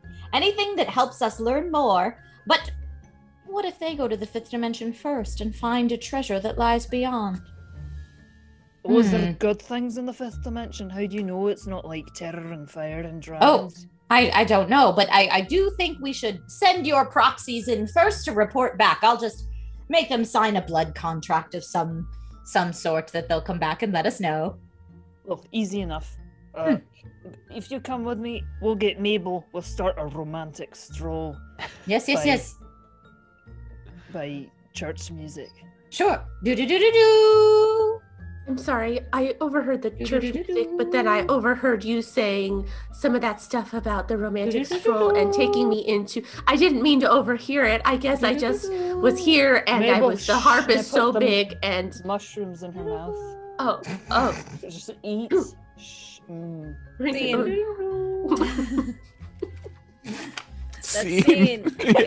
very good. So we had a lot of Force of Evil balloons, ending poorly for Trisha's character. Got it. And I forgot. I guess I forgot. In the first round, we're supposed to be giving our die away instead of keeping them. So I guess we're gonna scrap that rule. Great. Love it. We wouldn't have known any better. Yeah. We're playing Fiasco our way. Okay, Josephine, and you can initiate a scene with anyone at any time. Oh, I was gonna ask that because chat said we don't have to go in a circle, right? Yeah, you don't have to. Yeah, okay. We generally do that on this stream, as a set rules because it's much harder on Zoom to it's more overwhelming to just go with anybody. So we just set the circle as kind of like an easier way because you can't communicate the same as you can at a table. Okay. But yeah, you totally can. Okay. 1 hour later, there are 3 bodies on the ground being dragged behind Cecilia. One of Mabel, one of Gwaine, and one of Rex. They have been tied at the ankles and are being dragged by Cecilia's extremely strong frame, which hasn't been mentioned. And and it is at this moment that perhaps Vesser is behind a tree, coming to do some more research on the mist as well. Mm-hmm. But as may see this clandestine meeting because Cecilia has called for Miss Windfall to meet her at these exact coordinates near the mist. I'm dragging. Oh my god, my heels just get stuck so far into this mud. Just take the shoes off. No one's here. I've seen your wee legs before. Oh, I'm embarrassed. Okay. She sits down and takes off her boots, and she does look ridiculously misproportioned. Her legs are 1 foot long. Oh, That's it's more natural. It's like when I first met you, Yeah. As you can see, I've got some bodies. Yeah. Are they dead? Are they dead? No, they're just a wee bit passed out. They're asleep at the moment. Mm-hmm. They ate the mushrooms. And- I fed them the mushrooms. Okay. And this is to they're gonna burn the house down, or they're gonna burn the house down? Well, see, I wasn't sure. I've only got one of the dwarves here, as you see. The other one, he's goes so quick in his wee nun outfit, just ran straight off. I couldn't catch him. Went right into a whole gaggle of nuns, and I couldn't tell the difference. I wasn't about to drag some innocent nuns. Okay. Tell me again why you're doing this.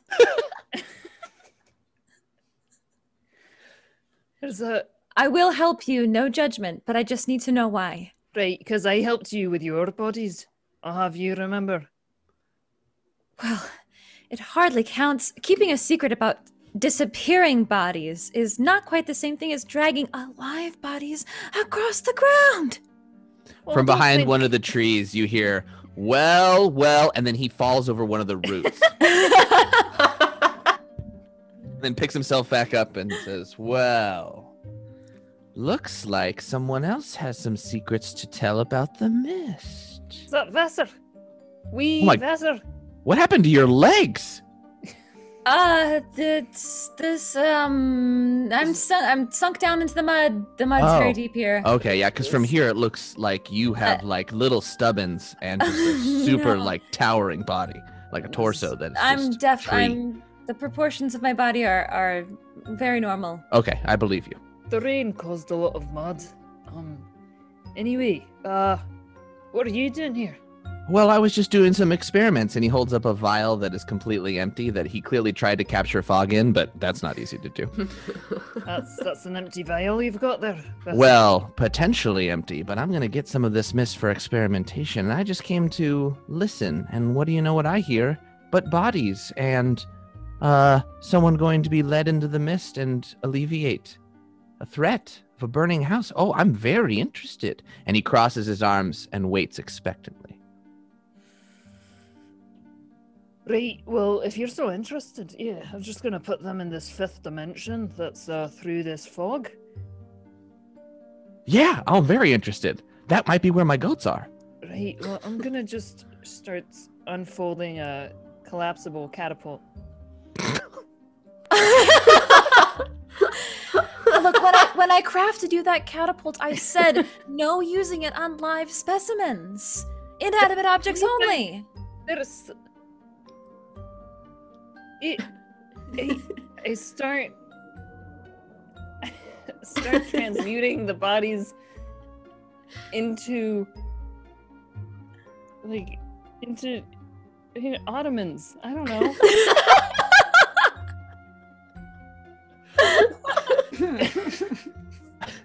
Okay.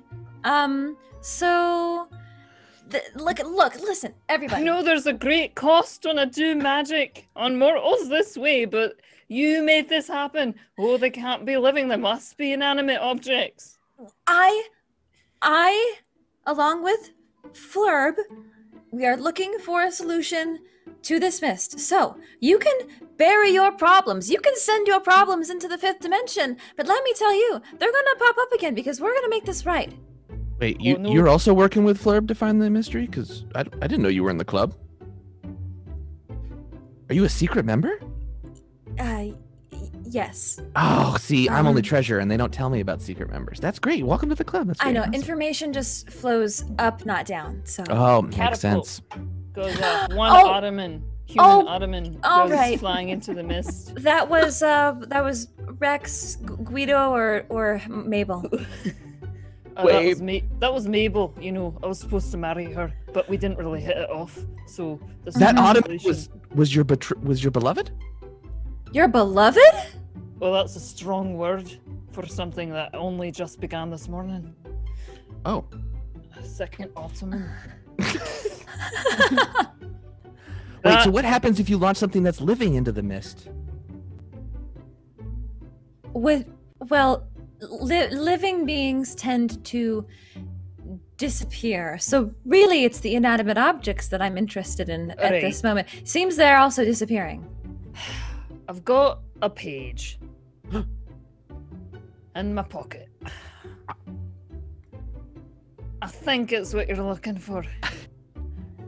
Yeah, absolutely. I'm literally looking for a page. I'm Yeah. sure it has your answers, your how it goes away, but they can't come out. They're going in, it's a one-way trip. Really? I But don't if it's a know. living person, we don't know? And just then, a very stocky-looking nun starts charging towards the group. Oh! Oi! I put Aye! Rex in the catapult and send his brother flying. Hey! Mother Mary, Jesus, where's my brother? There was- We only have ottomans here if you were looking for a place to sit. All right. Let these words be heard throughout the land. You've upset the dwarves. And the stocky nun just runs off, clearly angry. Oh, that's not good. That's not good. We're definitely gonna have to ottoman that nun. I'm still not entirely clear on why you have bodies. See?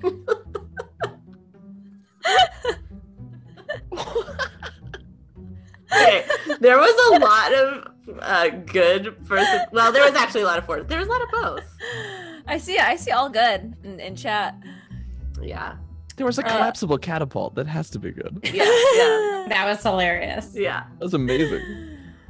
Okay, so I want to talk about the timeline really quick before I go into my scene because Yeah. Please we do. have an hour later after we go into the woods is when we get more Vassar Flurb info. At what point in the timeline did that last scene take place? The walk into the woods scene or the catapult scene? That was an hour after the previous scene of the wedding or the events. The dwarves were celebrating, and then an hour later we cut to those bodies being dragged. Who Yeah. I knows think what we've just happened gone between- later in the day. Yeah. Yeah. So then the question is, what happened in the woods? What happened in So- the woods? Oh, okay, so that happened post woods. Yeah. Hmm. Okay. Yes. What's Okay. confusing? Okay, last scene before the tilt. Okay. We're back in the scene where the two, where Flurb and Dominica are headed into the woods. I see something. I see something glowing. You see that? Yeah. Yes. It looks like almost like a curtain hanging. Yes. Well, should we touch it? That's usually what I have Vasa do. Is I usually have him touch the things that I don't want to touch. Oh, I wish he was here so he could touch it for us. I know. You hear a whisper saying, "Touch me." Hey. Okay. Well, did you hear that? Yes. Okay. Great. I also heard that. Um. Right. So, all right. do you want to just- touch or should I touch? You know what? I led you here. I am leading this mission, Right. so therefore I will command you to touch it. Oh. Yes. Okay. Yeah. Right. Mhm. Okay, yes, and I am not scared. And I'm happy to find a solution to this problem that we created for the entire city that has been plaguing the well-being of everybody. It seems to be Okay. spreading. The inner radius of the fog is spreading, and more people are disappearing. Okay. Well, yeah. Here we go. Okay. If I am disintegrated and or lost, I just haven't learned counterspell yet, unfortunately. Okay, great. Well, just tell Vassar that I love him and that I wish you well also, and I think you should be proud of the size of your legs. Thank you. Yes. I think Wow. you spend a lot of time and money and effort to hide that, but I personally think it makes you very charming. Thank you. That's the nicest thing anybody's ever said to me. Well, it might be the last thing I ever say to you, so. But I dedicated my life to wizardry and the Covenant, and I will die trying to fix it. I have to. But hopefully, this is just a curtain, and, you know. QQ, before you do that, do you want to be brought back if you die? Like, as like an animated corpse or necromancy in general? Are you cool with that? Oh, an animated corpse. Just necromancy is like a blanket. Okay, I'm gonna put it in your court. If you can find a necromancy spell that feels like it would be an enjoyable life, yes. But if I'm just a skeleton banging around in the halls, I don't really want to do that now. If I can't eat food, not interested. I guess that's okay. Okay. Typically they can't, but I'll figure something out. Okay, great. Here I go. And Flurb touches the curtain and almost immediately is sucked into what feels like it feels like Flurb is being pulled like arms forward, feet forward, like from the torso backwards through the forest, like branches hitting Flurb's face, trees, mud, just like sucked literally into the forest. And what it appears to Dominica is all of a sudden Dominica is just back in town. Back in town? Just back in town, yeah. You're back in town, kind of back to where that era was, where we started. Oh no. And Flurb is just rushing through the forest, and that same voice that said, "Touch me," said, "Bring me the one. Bring me the one who you trust." And then if you don't, you will have to hear this tune for the rest of your life. And it's just an instrumental.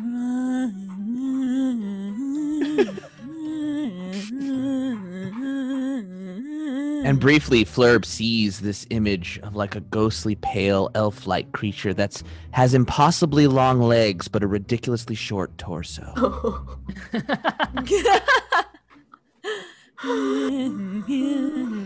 Scene. Lots of evils. Lots of my that's a black die for goodness. me. Okay, cool. That is Act 1. And what's supposed to happen in this particular play set is the last thing that is said before we take our intermission is let me find it. Dun, dun, dun, dun. Oh, okay. So back in the cell, we return to Viridius and The Inquisitor. the other guy, the Inquisitor. And the Inquisitor says, yes, but you're stalling, knave! How did the Covenant burn? You've had your water! We'll see you in 15 minutes.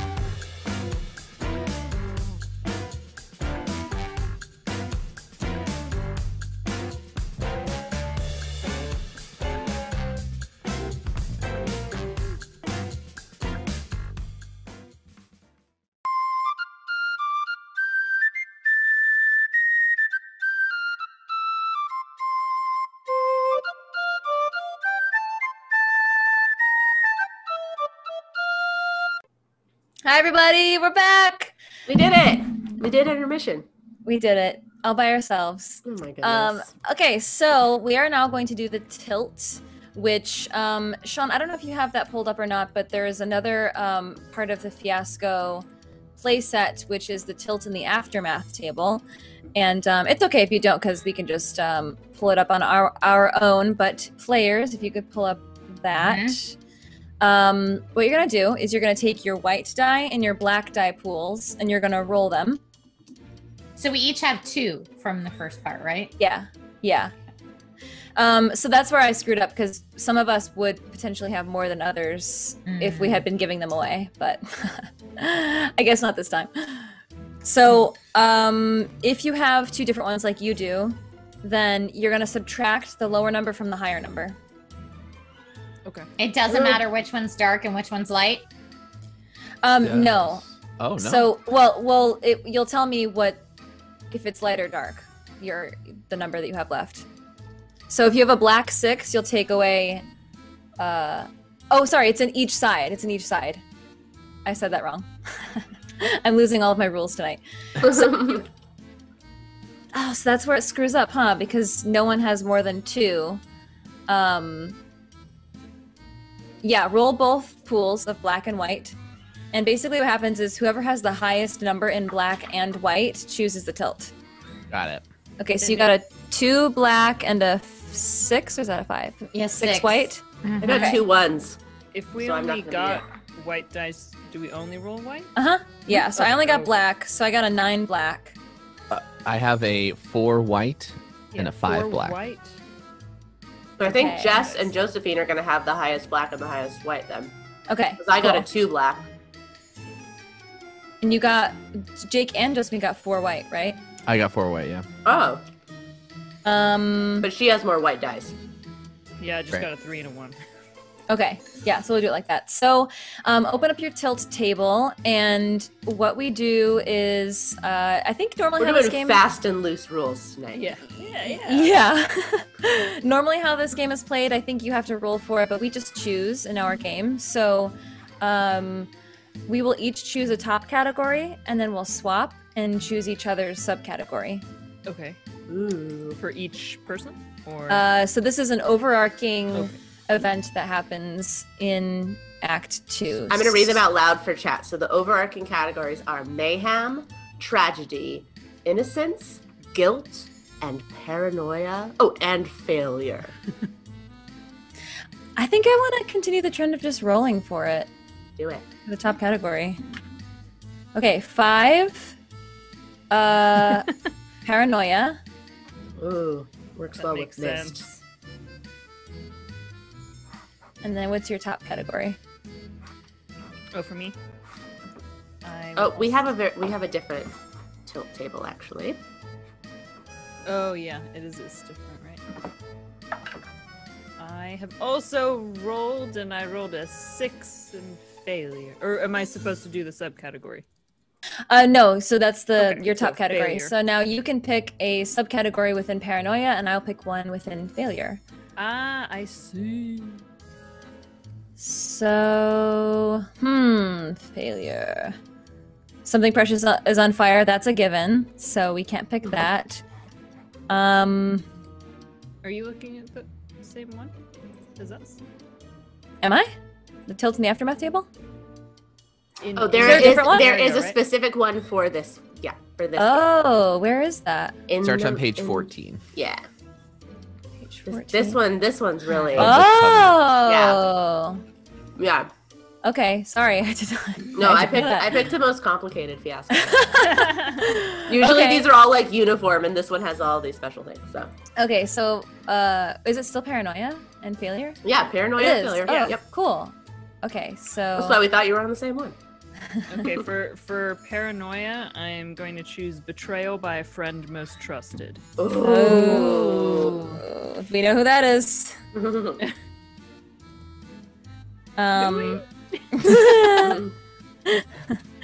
Let's see. A foolish plan, executed masterfully, truth was untrusted and thought a lie.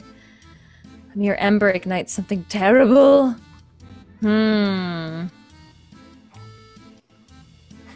I'm gonna go with a good endeavor unravels. A good endeavor? Uh-huh. Ooh. Okay, so we have betrayal by a friend most trusted, and a good endeavor unravels. So that's just for anyone to play on at any time during Act 2. Okay.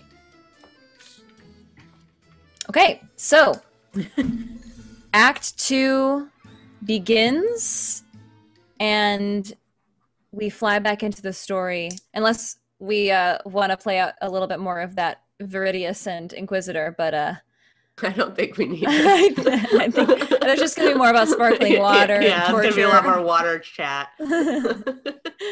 Okay, so Katie, are you good at going first? Yes. Yeah. Oh, and also, really quick before we start, Sean, can we see the dice tracker, please?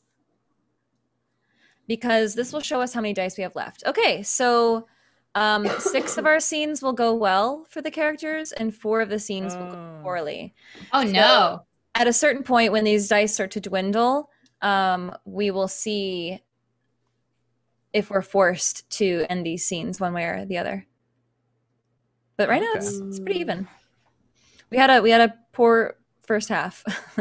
Things went poorly for a lot of people in the first half. That's true. That's true. Okay, so it begins. Remind me really quick, your characters at the end, you guys were walking into the woods?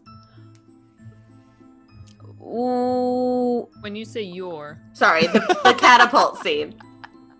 I don't think we're walking into the woods. You were like already in the woods, right? we're in the. See, I'm confused as to where the fog is exactly. It's Everywhere, throughout the man. town I think and it's goes everywhere. into the woods. Yeah, Yeah, I think it's it's everywhere. Right near a The thick source. patch of Okay. fog. Yeah. You had to pull things into it. The yeah. doorway. The doorway of the Presumably in the fog. woods, then. Yes. Mhm. Okay. You see the we're in the library within the Covenant, and it's hushed and it's been locked up for the day, closed down. Doesn't really get locked, but closed. Most wizards have moved on, and you see a book kind of get pushed out from the shelf and fall. Oh, And one little frog hops out and hops into the library and just hops down the aisle. And then we cut to back into the janitor's closet. Back into the janitor's closet. There happens to be a goat standing smoking a cigarette. In the janitor's closet. Yeah. I'm sorry. Did Vassar invite you to the club? Oh. Oh, right. I don't speak goat, so. Have you seen, how to communicate with the goat? Have you seen, boy,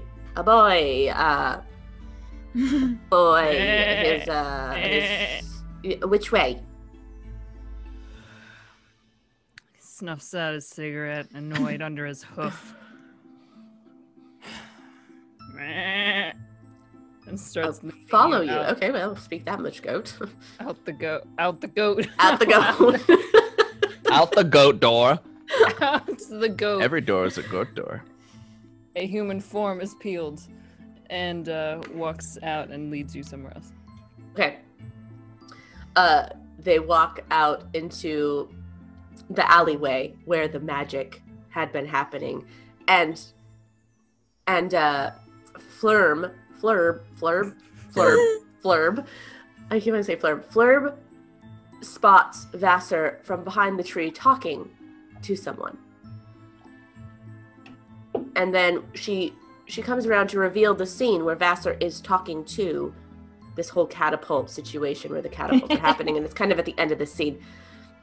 And So you're saying that the Ottoman is actually alive because when transmuted, they were breathing.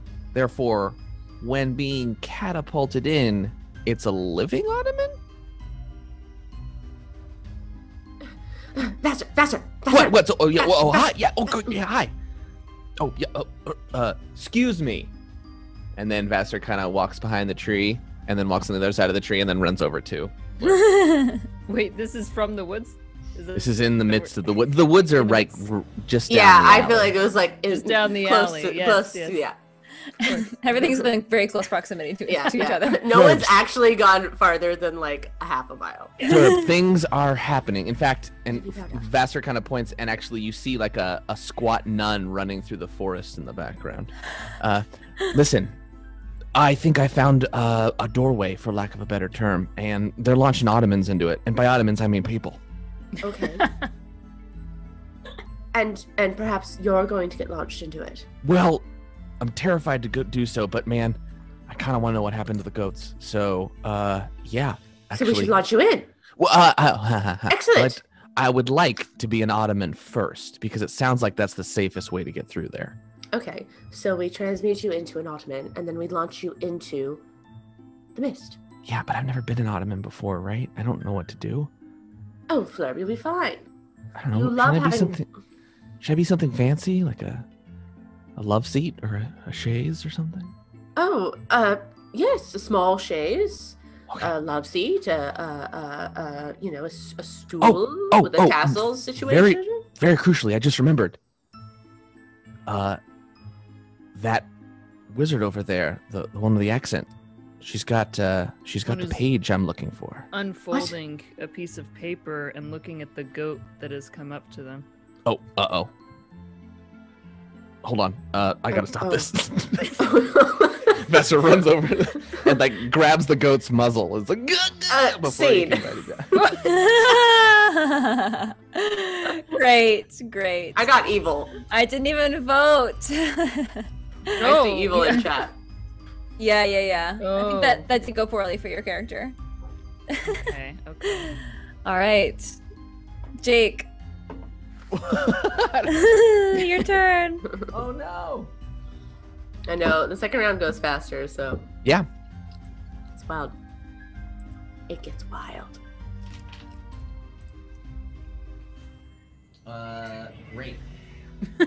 We Flurb watches as Vassar runs off, and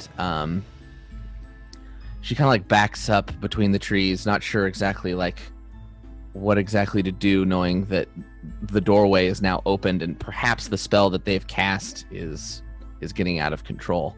And she sees out of the corner of their eye a very long torsoed person, very familiar, and it's Windfall, and she's standing there, mouth agape, and just kind of staring into the doorway as another Ottoman sails into the nothingness.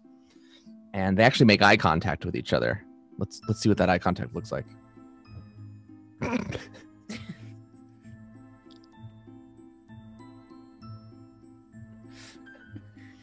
And behind Flurb, you hear the pattering of like stubby feet behind you, Flurb. And Flurb turns around, and there's 4 dwarves, one of which is dressed as a nun, and they're all breathing really heavily, and they look really angry. Oh, yeah. Hey, you. Me. We're looking for one of our brothers. Well, only sisters here. Well, we were told he's been turned into a footrest and we need to find him. Terribly sorry. I suppose I don't know what you're talking about. I'm sure if he was turned into a footrest, it was for a good reason or a good cause, if you will. It was needed, for the better good of the of mythical Europe. No, you turning our brother into a footrest is not good for Europe, nor for our society. Oh, I didn't do it. I'm so sorry. I did not. I didn't know how to do that. Yeah. Wherever you live, we will burn it to the ground if you do not give us our brother back. I'm You understand? I didn't do it. I feel like that's not clear. Well, you better point us to someone who did, or else we're burning you. Me? Yeah. I thought And it was one of the dwarfs in the back has like flint and steel. And he's like, shh, shh, shh. He's got a crazy look in his eye. Shh, shh, shh. Okay, yes, I will get to the bottom of this right away. Yes, You've got 31 minutes to figure it out. Standard What? wizard time. Okay. Yes, okay, well, let me We will talk wait to you. here patiently. And they all cross their arms simultaneously. Right here. Okay. Excellent. So I just need to find your brother who's been turned into a footstool and bring him back here. Hmm. Great. Here I go. Scene? Lots of evil. Lots of forces of evil. We're gonna run out of black die soon. Everything's gonna have to end well for all of our characters, despite a Oh, fire man. burning down our entire I feel like covenant. it Wait, things weirdly will end well. was because Jake's in that sense was the dwarf. It was weirdly good for Jake, right? Yeah. It was weirdly The a force dwarfs of good because the getting what they dwarfs are want. weirdly getting what they want. Wait, so what's left over will be how the scenario ends? Yeah, well, we're supposed to end our scenes based on the die that are left. So if we Oh, run out what's of black left? die, then we'll only have Then we one have die left. to end them good. Got it. Yeah. Okay. I forgot to vote as well because I was Just watching, yeah. paying it rapt attention. Yeah, I think they did end well though for Jake's character. So Yeah. you should take a white die, I will. and you're gonna keep the die from the first half as well. Copy. Okay, Trish. Okay. We're back in the library. And that little frog is just hopping across the floor of the library. You see an old withered hand bend down and pick up the frog and lift it up. Oh, you little thing. Do you know what Auntie Schmirnu did today? Yes. I tricked all my friends into opening the portal to the fifth dimension.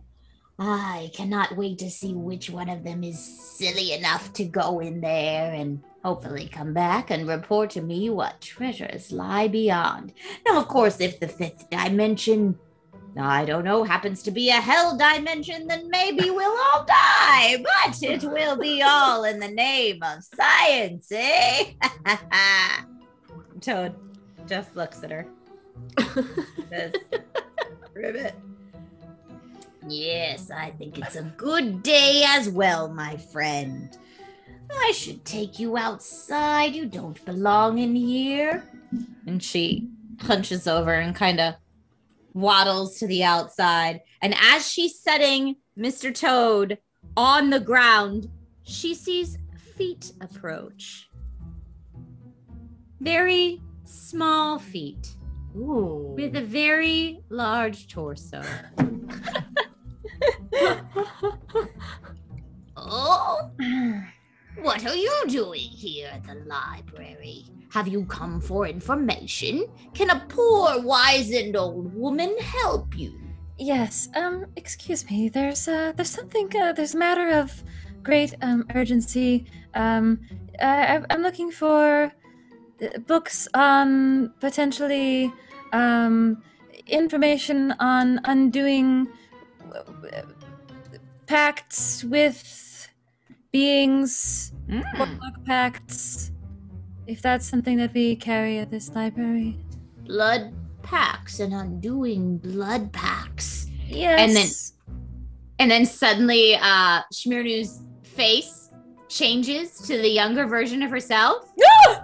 And she looks at Dominic and says, "Come with me," and grabs her wrist and takes off towards the forest. Ooh, scene. I would say that went well. Yeah, for sure. Yeah. Damn. White die. Damn. Pat agrees. Dawn, can you show us what dice we have left? I think we're probably still pretty even. Pretty even. We got 2 more white die. Well, Ah. Oh no, it went well for Trisha. But we started with 6 white dice. So I think we should have 3 Well, gone. Jake got 1. Were Jake they got all- a- I think the first one was bad. I think. No? Oh yeah, I ended poorly. You ended poorly. But I have that. I have my 3 black die. Yeah, and so then That's 2, right. yeah, 2 minus the 6 on the white would be 4 left, right? Cool. Okay. So Josephine.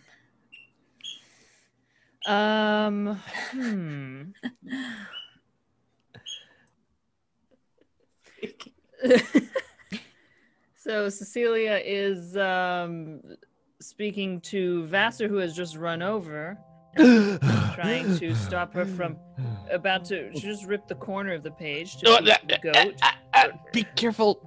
He will eat any pages he gets his hands on. Right, he seemed hungry. I was just gonna give him a little wee tear. Did I overhear that you wanted to perhaps be an ottoman or a chaise longue or whatever? Yes, your heart I am desires? admittedly not good at whispering, so you probably did hear that. I want to know what's on the other side of that doorway, and I want to do it in the safest way possible. And I feel like that's turning me into some type of furniture. Right, well, you've been a good lad, and so I feel I should tell you that we sent those bodies in to not come back out. So I think Oh. if you go in, it's a one-way ticket. Oh, And I do oh, worry no. about your safety. Yeah, me too. So I there's no way to see. come back? Well, that's my hope. I Oh. see just beyond the thicket right here that there are some nuns and some dwarves accompanying them. It's going to be bad news if they reach us. Oh, yeah? Oh, right, yeah. Oh, aye. Yeah, because one of those Ottomans belonged to those dwarves. Uh-oh. Right. And yeah. So, I think if you're down for some transmutation and just want to try it on for a bit, perhaps we should get our skedaddle out of here. Yeah, no, absolutely. You mean through the doorway? No, I'm not going in there. Are you mad? I mean, a little bit. I'm kind of crazy. Yeah, I'm willing to try some things. I need to impress my friend because I'm only a treasurer in our club and I'd really like to VP. What if I turn you into a magic carpet and we ride into the Covenant? Would that impress your friend? Yeah. Okay, good, because our time is waning. Alright, and Cecilia punches Vassar right in the stomach and pounds. Oh god. Is that necessary? Is that necessary? Oh, sorry, I don't have my transmutation gloves on. Puts on the gloves and then punches him into a carpet. Gets on, says, "Fly, my wee lad." Vassar just floats up into the mist. See. Oh yeah! Oh my god! And betrays.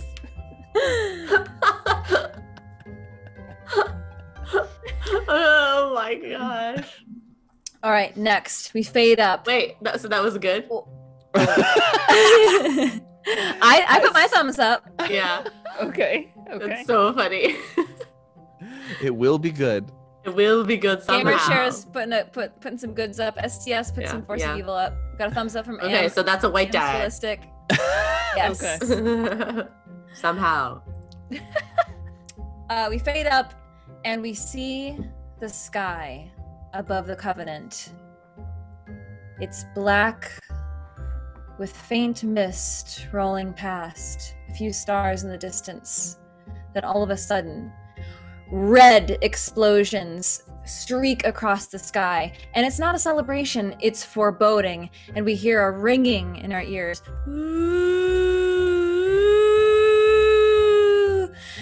Smirnu is pulling Dominica behind her. Where are we going? Oh my god, they've just set off the emergency alarms. Oh, they know something's wrong. They know people are disappearing. What are we gonna do? Okay.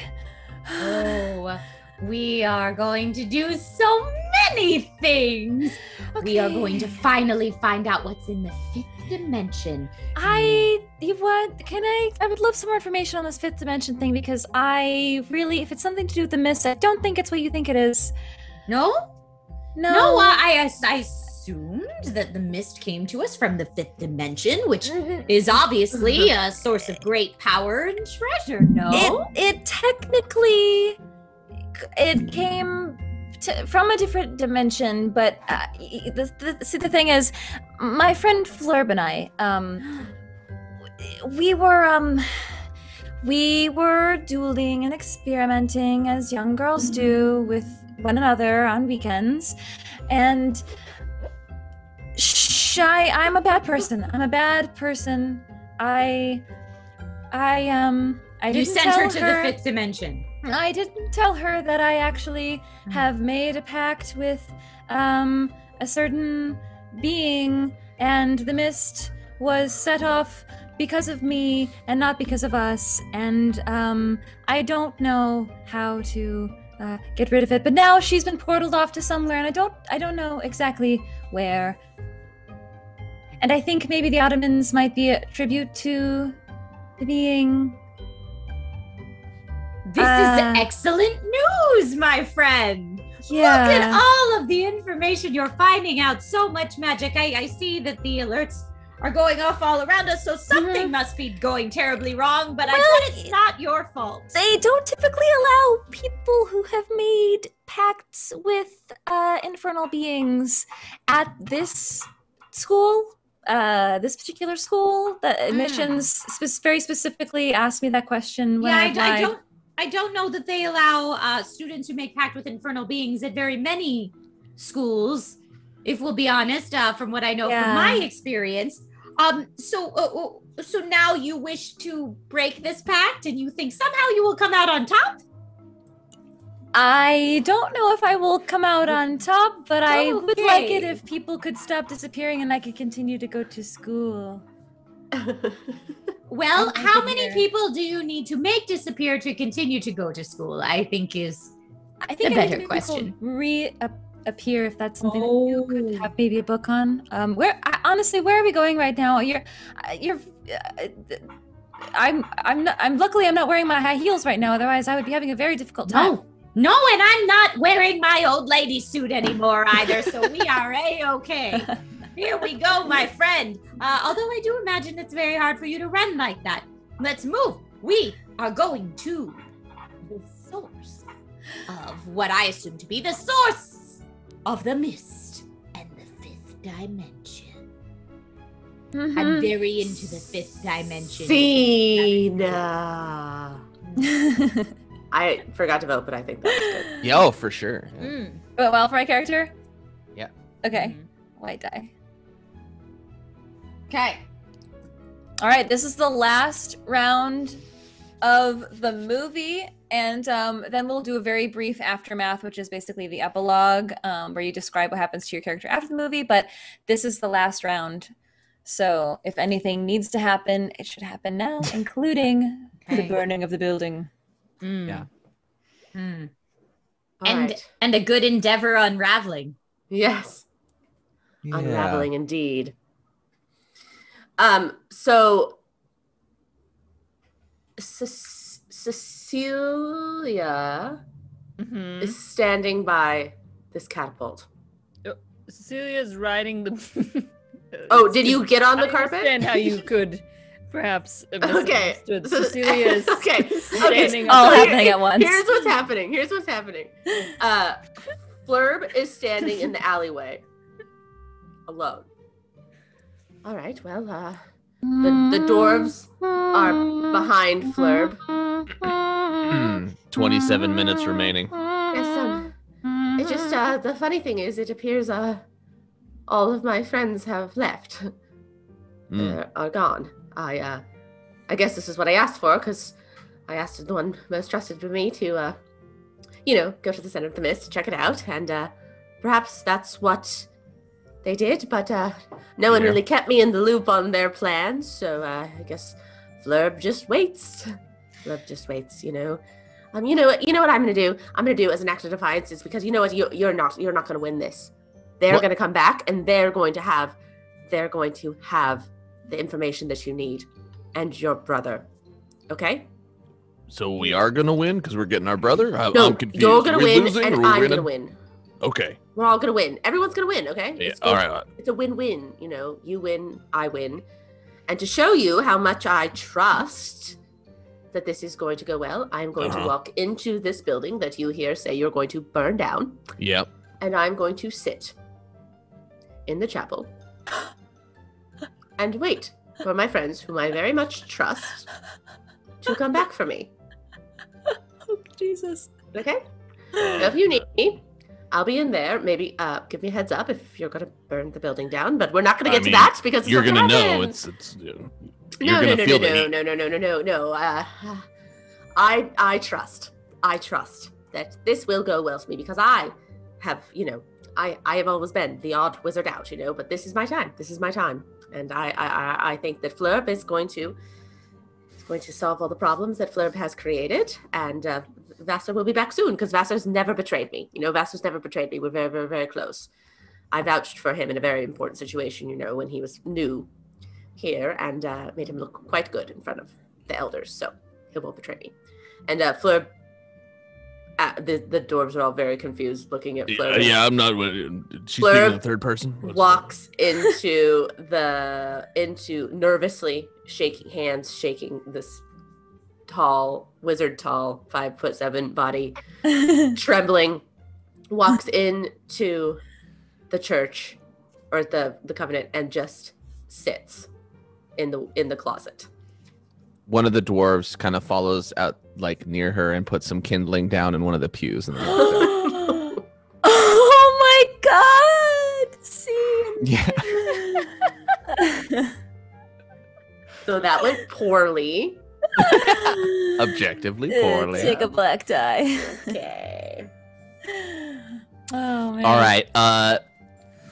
Vortexes of purple and green and pink are flying by Cecilia's face as she rides a carpet into the ether. There's fog everywhere. She sees an ottoman sail through the blackness and nearly hit her. What are you doing?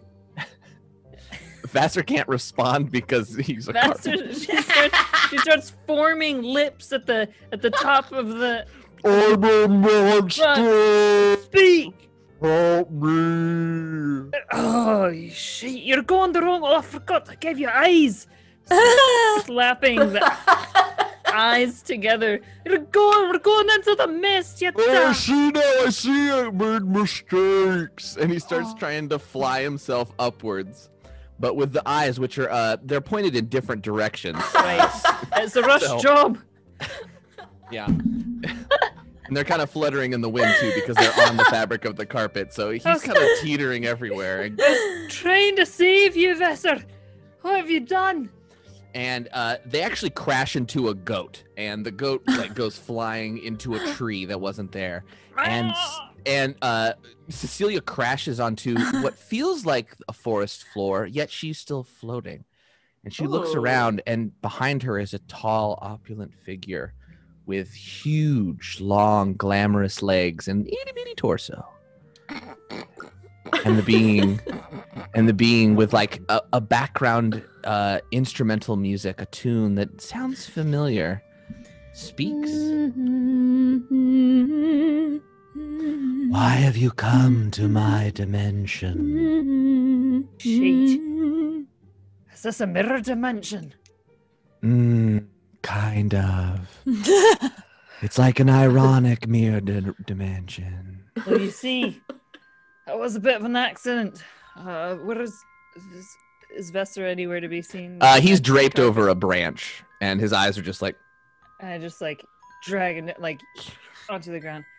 See, I've made my friend here into a magic carpet, and I've spread his eyes too wide, and so we kind of miscalculated where we were flying, and we've ended up here in your dimension. But would love to. Did you see some Ottomans, by the way? Are they still? They have plagued my world, and now your world will pay with the death of all furniture by fire. My dwarvish children are now enveloping your world with flame. Not the furniture, but anything but the furniture. Why would you take that? I can make them anything. Where are they? I'll go run and grab an ottoman and It's me. I'm Mabel. That's Mabel. It's me, Mabel. That's me, Mabel. Mabel, why did I put lips on you? God. And I'm gonna squeeze her into a harp. Ah! Daughter! What of the instruments? Mabel, my daughter! Where is she? Oh God, no! They're all speaking. Oh, it's too much at once. This is the worst. So much Why'd you do this to me? pain.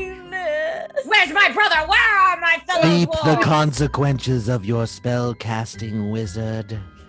Help And, me. Cecilia removes her own ears. That's enough. No! And Cecilia's ripped back through time-space. Because she can no longer hear the music. Oh! Oh, scene. Okay. I got a lot of evil. Oh my Yo. god, yeah. But it did end well for her because she got out. Well, I guess it Well, ended bad because she ripped her through ears time-space. off. Maybe, yeah. Yeah. That might not be great. Yeah, I'm guessing, You can take a black tie. Wait, All right. was that me? Was I- that? Did I Who make this? knows? Oh no, that was Jake's scene. It was was mine. Jake's. It was mine. So, I guess the fifth dimension's in chaos now, right? There's Ottomans everywhere.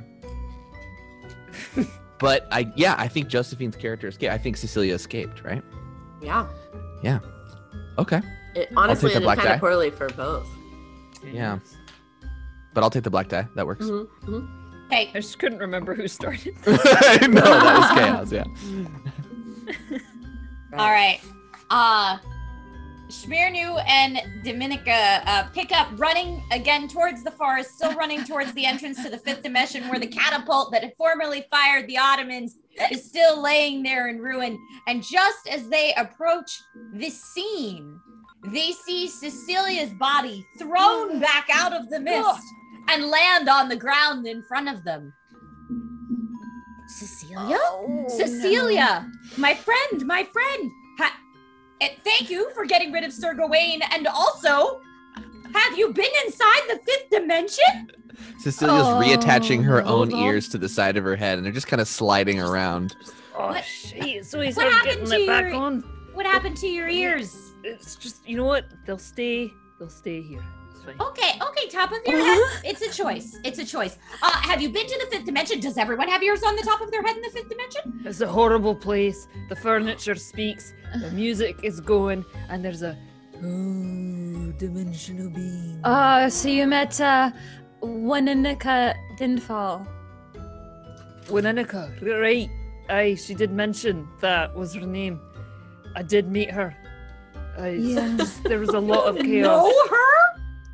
That may be the being of which I am indebted. To whom I am indebted. I'm not sure if she's a person or a thing. Right. Honestly, inanimate objects versus living things is kind of a point of contention at the moment. Well, Oh. the thing is, she said she's gonna burn all the furniture down, and that there are wee dwarves running about doing it right now.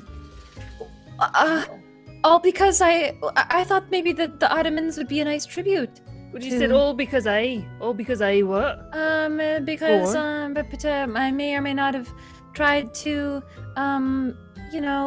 look, I really wanted to get into wizard school, and I didn't have powers or like a natural ability to do. What wizard school? If they burn it down, what wizard school will there be, lass? It's not my fault. It's Wininika's fault. Alright. I didn't mean for this to happen. Cecilia unfolds the paper. Says, read, here's your entrance exam. The entrance exam? You can read, can't you? Yeah, I can definitely read this spell because I've learned how to read spell scrolls for my wizard training. I mean, This is like imminent happening. Stayeth For those Cut to 20 minutes later. The dwarves are all closer now trying to help her sound out the words. Stimmo. Etek Etek. Ulf. Rildor. Right. The. Yeah. This is. It comes up on the E, right? So E. E. Yeah, but like there's a slight Y in there. So Yeah. E. Yeah. Dwarves, would you like to burn it all down now? This is excruciating. We No? have two No? minutes remaining, but yeah, Oh, we can oh. do it now. No, let's accelerate the plan. I mean, if we want to wait through this entrance exam, we certainly could. Or Dominica, could you not just go talk to this being? You already have a prior relationship. You have no diplomacy skills. See, the thing is, when I go there, she takes away my tongue, and it's quite alarming. I actually just have smooth skin over the front of my face. Perhaps not so loud. You know, these dwarves serve her. Oh. Speaking of which, is the nun dwarf here? We're all dressed as nuns. Now. How could I miss it? You're right. Well, we now just I put see these it. on. To be fair, you were studying. It's fine. If we're gonna burn it down, we want to look like. We got to do it together as brothers, and they all Yeah. fist bump. Yeah. Yeah, that's right. Nun brothers. Nun brothers. Nun Life. brothers. Mhm. And this is happening because your brother's gone missing. Yeah. Yeah, and we Yeah. have not received our footstool of a brother back. All right. Well, Can you at least evacuate everybody before you burn down the building? we'll evacuate that guy, and they point over to one apprentice, a scrabbly-looking male with leather shoes. I can't remember. Bastier? Vitiris or whatever. Oh, Viridius. yes, Viridius. Viridius. Who's just reading a book, and like a frog's hopping on his book. He's like, "Ooh, a frog!" What? And he looks up, and the dwarves are all like, "Get out!" He's like, and he just leaves. Scene. Scene. Okay. Who started that? I believe I Christine? did. Oh, it was Trish. Yeah. Well, it started. It's good for her, right? That's what she wants. She Yeah. betrayed us. Yeah. Okay, Yeah. so it ended well for you. Yeah. Okay, take a white die. What's well is maybe evil overall, but good for Trish. Yes. Yes. Yeah. Okay, so we have even die at the end. This never happens. So there's So two it scenes could, left. It could be good or bad. We don't. Could be really good or know. bad. Yep. Are the rest of us? Is this all count as the covenant? Are we all in the grounds technically, or? Yeah. Yeah. Yeah. Maybe not the people that are in the fifth dimension. Oh, right. Dear. And Katie, your character's still waiting in the church for your Yep. friends to come get you. Yep. Okay. Waiting in the church.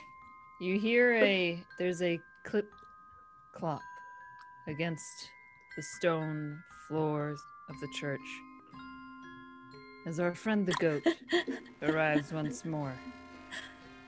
It's upgraded to a cigar. He sees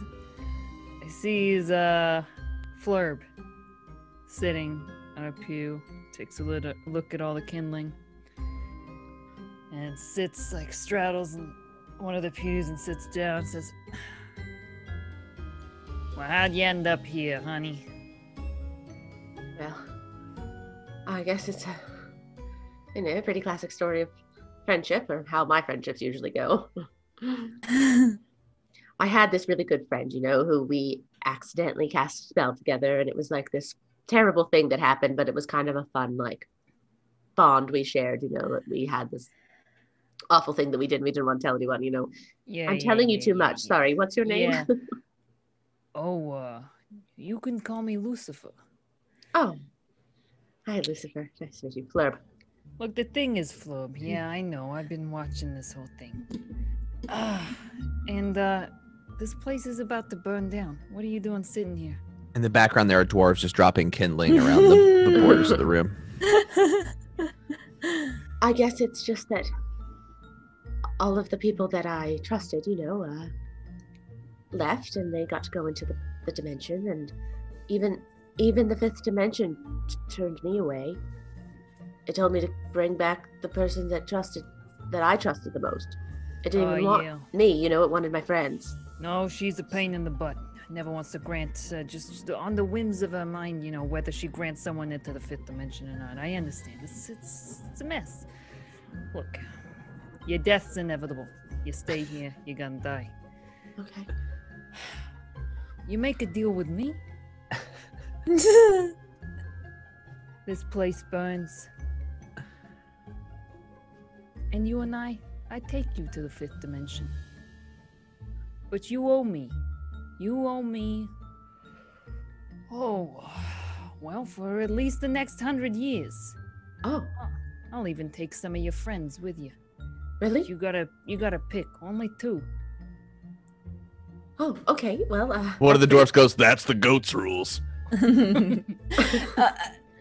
You hear a rushing of teeny tiny feet coming towards you. It's Dominica. Flurb! What? Here she comes. Oh, you're back. Here she comes. They're gonna burn everything down! Oh, Dominica, don't you worry. I've made an excellent deal for us. Well, I'm making a deal for us. No deals. And you can come. No deals. This is Lucifer, and Lucifer promises to take us to the fifth dimension, and I can bring 2 people with me. No, And I'd love you to be a +1. That's what got us into trouble in the first place. It wasn't us. It wasn't us. The mist wasn't us. It was because I made a pact, and it just came out of me, and I tricked you into believing that it was both of us because I. Oh, you like pacts, huh? I honestly, I did like it at first because I got magical powers, but now I'm thinking I regret my decision, so I'm not really that interested in taking on more pacts at this time. Thank you. I can help you break that pact. All you've got to do is sign a little paperwork right here. It seems and very the easy. cigar rolls out into a long contract. It's easy. The flames have started licking up behind us. and this will end my pact with Winnenica and the fifth dimension, and I'll be your. I'll go talk to Winnenica. We go way back, Honestly, I feel like we're running out of options, and the smoke is really getting into my lungs That's what right I'm now. saying. And I'd bring another +1, but he's not here, so I guess. Oh, there's an old woman who would love to go with that. Oh, okay. If there's an extra +1, I am very fond of she's blood cool. pacts. She's cool. I can vouch for her. Okay, Yeah, no, well, I I guess this is the girl group. Man, no, I've heard about you. Oh, we talk about you in the gates of hell. I mean, you're a trickster. I don't mean to be. Lies, Lucifer. Okay, so I just sign right here. Am I still gonna be able to you- study at wizard school if I sign this Oh, contract? sure, yeah, you'll be studying plenty of magics. Don't you worry. I'm Okay, just gonna cool, yeah. nix your wrists just to get the blood flowing. Well, Yeah, it's you're always gonna have to sign in your blood, of course. It's, It's standard. God. I already have this scar on this hand, so I mean, honestly, Okay, matching you know what? just tattoos is fine. Cut the other Don't one. worry, it'll be beautiful. Okay, they're all bleeding profusely. Also, all of our signatures Worst- just look like smears Yeah, of it's blood on just them. a Spraying. mess of blood. Worst spot Spraying. to pierce. Yeah, he definitely sliced their wrist. You No, know- don't even worry about it. Just You come know, on. this is how I got the name Smear, dude. Oh. Yes. Oh my god! Sorry, I don't know where Okay. Cecilia is. She's probably... That's fine. Okay, so how did that end? I would We- say, Well, for you. For Josephine's yeah, well, character. for your character, yeah. Yeah, that's true. Yeah, we got some force of good balloons too in chat. All right, so All right, one last more scene scene. ends poorly. All right. So what I'm going to do is I'm actually just going to launch back into the Inquisitor Yeah. Viridius scene for this. And I mean, that's pretty much how it happened. you're on your third bottle of sparkling water, and I still don't have a bloody burning building. Oh no, I'm sorry. Was I not clear? Okay, the dwarves were burning the building as they signed the pact. So the building was burning down because ultimately they didn't get the Dwarf brother back, which was their bad. But they decided not to deal with that consequences, but instead make a deal with Lucifer, which I'm reading between the lines, but I'm pretty sure that's the devil. It makes perfect sense to me, says another prisoner from down the hallway. Thanks, Reginald. Shut You're it. welcome. All right, stop fraternizing with the prisoners. Sorry. All right, so if I've got this straight, a goat named Lucifer did a blood pact with witches, and then they were all consumed by fire, burning down all the other witches and the mysterious mist that supports the fifth dimension. Yeah. All That's in pretty all, much it. I feel as though this is a good thing for the church. The fifth dimension seems to have a bit of inner dimension drama as well, but they work it out. Yes, typically at the church we like to keep things drama free, so Oh really? I hadn't heard good to not that. even have that temptation. Well, thank you for your transparency. And, Can I get out of here now? oh no. You're a wizard. You'll be staying down here forever now. So I got saved. Everyone got to go to the fifth dimension. I get in fizzy water every now and again. Look, Dang we have it. unending fizzy water for you to drink. Many a peasant would be grateful for that offer. If I went down the street, I said, Judith, Endless fizzy waters and a comfortable cell with air conditioning.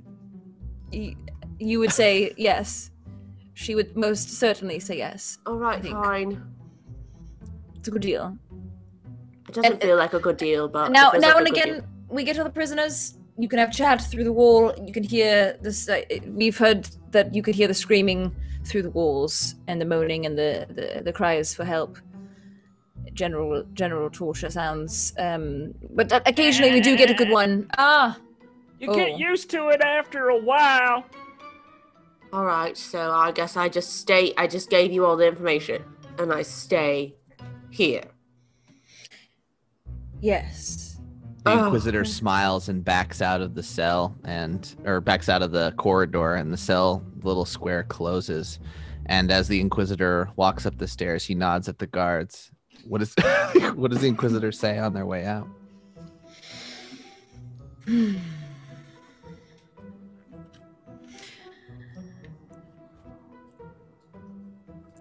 It's time I take a look at that spell scroll page we recovered from the fire.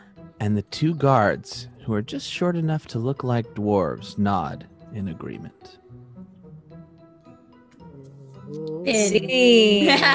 And a purple sparkly veil comes across the screen and transports you into credits.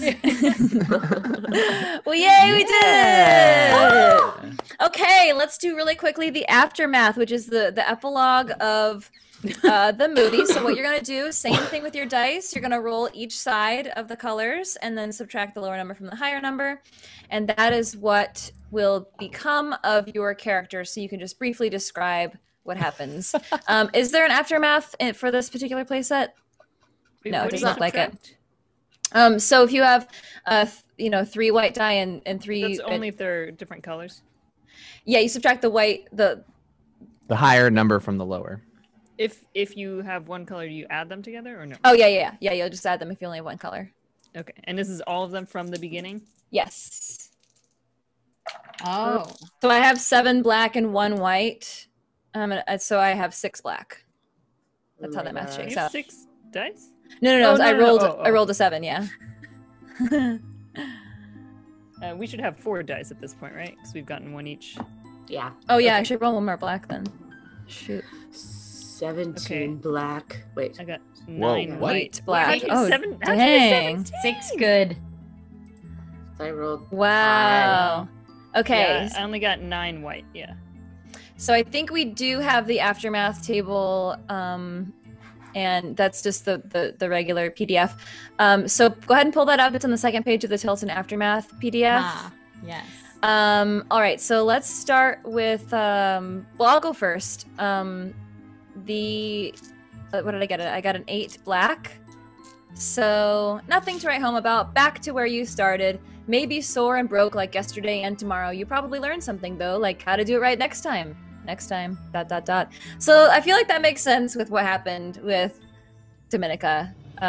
She is exactly right back where she started, making a pact with yet another being. So what happens to her is Dominica wakes up in Lucifer's world, which is a pasture, an unending pasture full of goats walking on their hind legs, smoking cigarettes.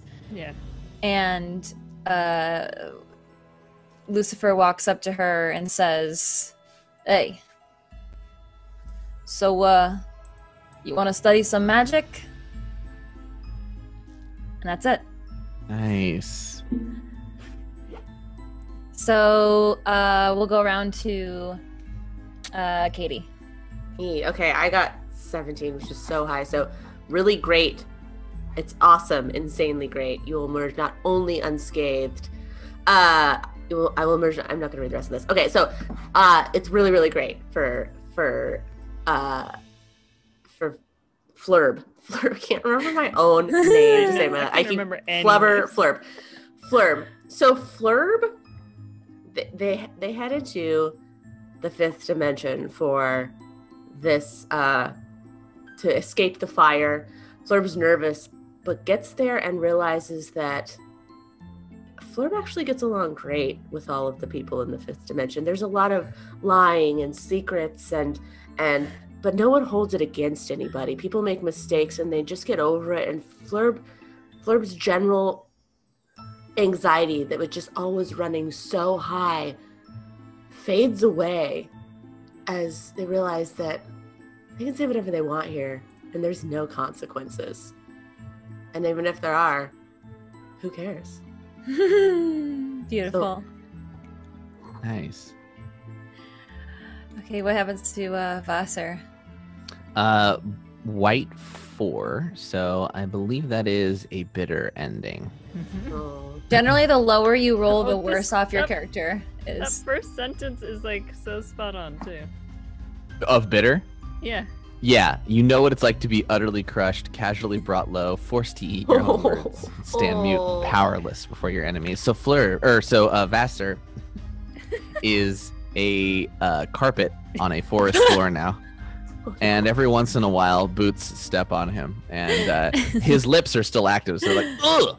Oh! And he never sees the boots coming because his eyes are always going in different directions. But he still manages to hear things every once in a while, though he can do nothing about it. Okay, Trish, how'd you roll out?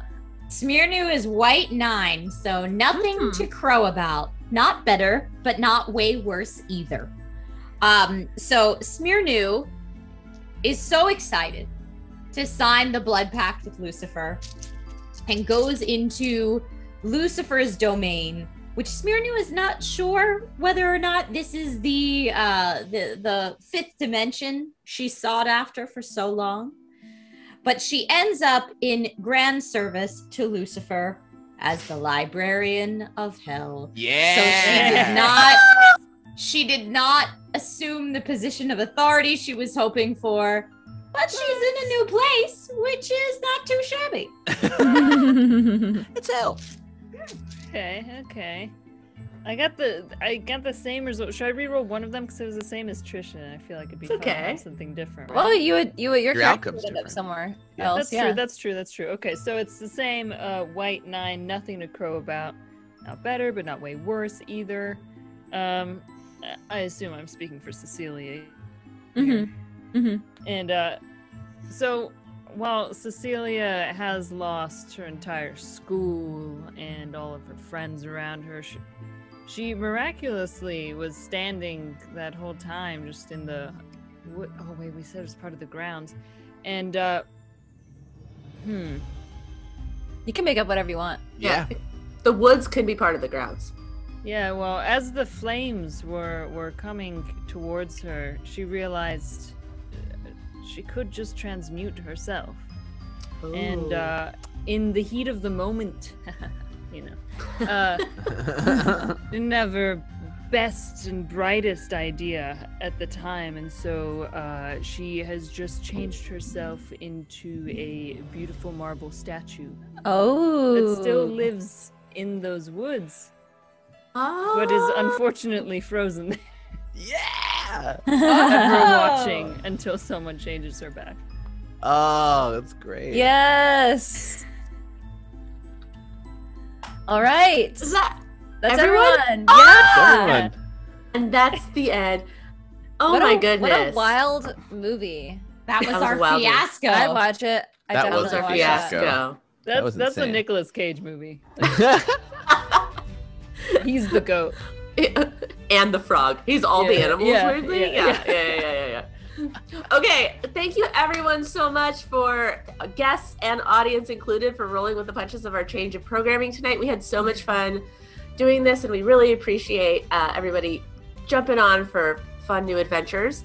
We end all of our shows, because we are a Patreon supported channel, by giving a special shout out to some of our highest Patreon members in a form of reading their names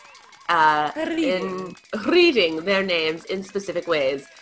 We will not make you guests do this, but you may chime in as we do it if you want.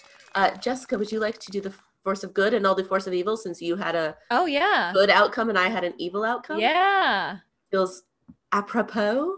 Yes. Okay, Okay. so I'm gonna Do you give have you the- I'm gonna the give you themes? a theme. Yes. Okay. The theme for your team force of good is, and these are all submitted by our patrons, which you can become a member of if you want to at patreon.com/thedungeonrun. I should put that out there. A bedtime story to a room full of kids who don't want to go to bed. Okay, and I'm force of good. Yes.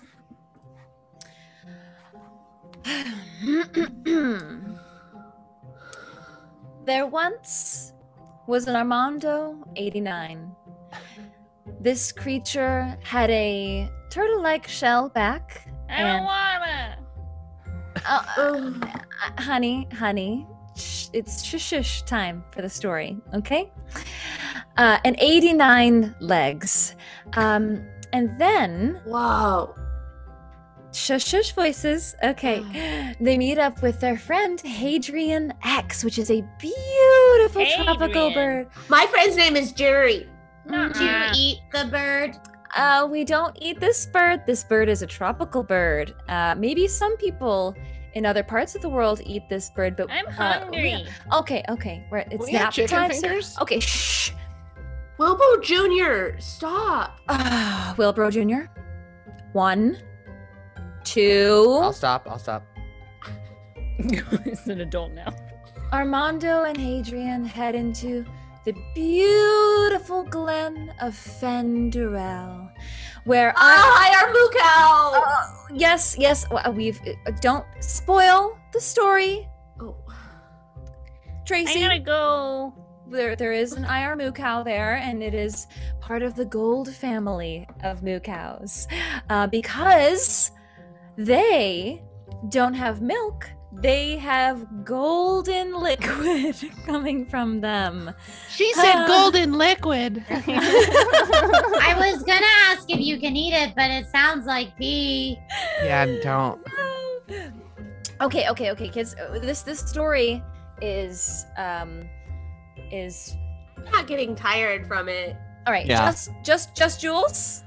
Just Yeah. shut it. Just shut it. Okay. Just shut it. Just Jules, just shut it. Fine.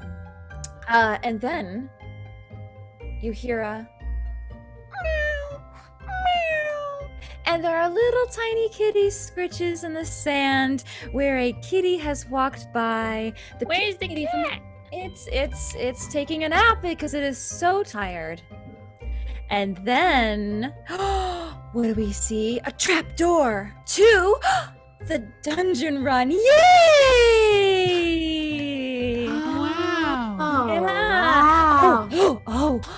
But in there is the mysterious Braba. The colossal, cold candor that freezes everyone who walks by. Oh, now I'm scared. I don't want to sleep. This is terrifying. Why would you do this? All right. This is gonna traumatize me and keep me awake. Bob Harris, can you get in here? I need help finishing the story. Yeah, I had a really stressful day. Tom and I had a really bad conversation about our divorce. Not in front of the children. Not in front of the children. Miss, you need a timeout. I would love, honestly, I would love a time. Yeah. Oh, Jito. Oh, 17. Michelle is going to take a timeout. And lucky you, Pooh Monkey here is going to... Say it again! Yes. It's me, Pooh Monkey. Thank your favorite you. teacher. Or Bob Harris. I go by both, but when I'm reading the stories, I'm Pooh Monkey. Okay, all right. Everybody's taking a nap right now, or your past decisions will come to haunt you, and I will not be a happy teacher tomorrow, and you will all be in timeout all day and no recess. All the children are magically asleep somehow. Thank you, Bob. Because no. Honestly, it's the character of Pooh Monkey. They love it every time. Yeah, thank you. I appreciate that. The divorce, it's getting so hard. Okay. Force of good with a twist. Force of evil is up next, and my prompt is a surgeon's team telling the patient every detailed step of the surgery they're about to perform. So good. Also, giving this for you guys for context. Okay. Oh. All right. All right, everybody. Circle up. Mm-hmm. Yeah. This here is our patient. Change box. And change box. That's exactly what we're gonna do. We're gonna change the box. Awake? We've numbed your body, but not your brain, so you could be awake, and we can describe everything that's happening. You're gonna see everything that's gonna be done to you. I'm not down to clown. I did not sign the consent form for this. I don't think. Listen, we're gonna tell you exactly what's going on, all right? So don't even worry about it. Look, I've marked down that you would like us to wake you to J-Rock. Is that correct? That part of my paperwork is correct. Jazz rock and roll. That's a great choice. I'll put it on the playlist. 98.5 J-Rock. Yeah. Love it. Okay, great. So what we're gonna do before, we're gonna work backwards in this. So we're gonna wake you up to J-Rock, but right before that moment, what we're gonna do is we're gonna have to Corbin plate your stomach back together. Okay. That's never been tried in humans before. It's gonna be crazy. We're gonna Corbin plate it right back together because the Carson is gonna have been inserted into the change box as we described earlier. Dr. Forrest, Elf 86, is this the first time this surgery is being completed in this manner? Oh, yeah. Thank you so much for asking, Fernando the Jackal. Is he a doctor? That's just like a doctor name. No, Fernando the Jackal. Fernando the Jackal is one of the most renowned in the Harvard Medical Journal. Anything that Fernando says goes. You're in good hands. I don't know if you can see this because I'm numb, but I'm crying. You know what? Actually, that's fine. We'll use that lubrication because the shiny 8-bit boo that we have also inserted within, which is what is going to artificially create the heartbeat while we stopped it momentarily during the surgery. Am I gonna be awake for that too? Honestly, this is what you're gonna say to yourself. You're gonna say, I think I'm nuts. Huh? But you're not gonna be. Fascinating. Okay. Yep. Yes. Did you get all that for Stealth 86? Yes. All the notes taken down. Yes. I'd like to go home. Mom. Let's change this I'm gonna box. crank the anesthesia. Yeah. Can someone put on J-Rock? Let's just hit that pump in right now. Just an intern. Hell yeah. Oh yeah. You want to take J-Rock. radio duty? Well, I would like to cut. Yeah. We always let the intern do the first cut. That's a good point. You want to do the first incision? It's just it's from here to the bottom of the navel. Love it. I love rock and roll. That's Force of Evil. All right. Hey, we did Thank it. you so much, everyone, for joining. We are the Dungeon. Oh, let's go around really quick now that we've done this and say goodbye. Say where people can find our lovely guests. And if you're Yeah. working on anything exciting, let's start with Josephine. Hi, I'm Josephine McAdamy. You can find me at JCVIM on Twitter, on Twitch, where I stream games during the week. On Tuesday nights, you can find me at twitch.tv/thatbronzegirl for a D&D 5e campaign as well.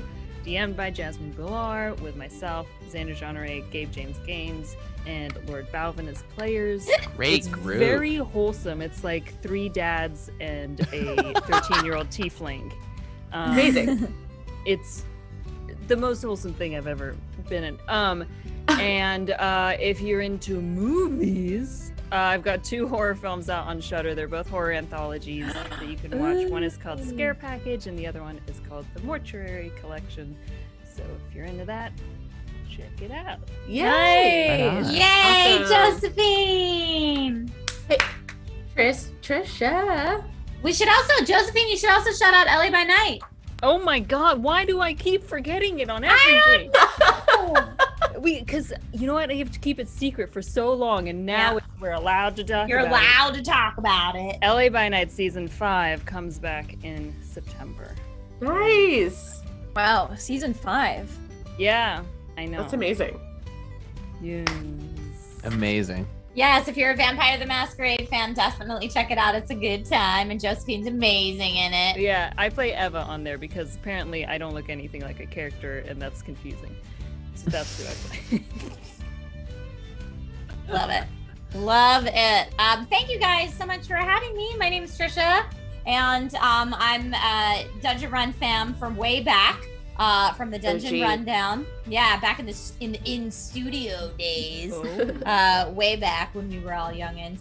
But yeah, thank you so much for having me to come back and play with you guys. This has been a true fiasco. I'm pretty sure I still don't understand the system at all. Yeah. But you know, that's how it goes. But yeah, I stream 4 to 5 days a week right here on Twitch, twitch.tv/Trisha Hirschberger. Or you can find me on all the other stuff at That Girl Trish with no I in the girl. So it's just that GRL Trish. But I mostly talk about tech and video game stuff on the interwebs with like a smattering of general sci-fi and fantasy culture. And when they let me come play, I get to come play tabletop RPGs. So huzzah! Yeah. And Trisha's in as everyone knows, the Festival of Sapphire Lights, and we will find out the Yes. grand conclusion of her character when that comes back. At some point in the future. At someday. Jake. And if you're catching up on LA by Night, I appear as a very, very Ooh. angry ex-cop Mhm. Bruja. She's so amazing. It's so fun to see Trisha in that role because she's a total she's so like rough because Trisha's so nice and kind to everyone.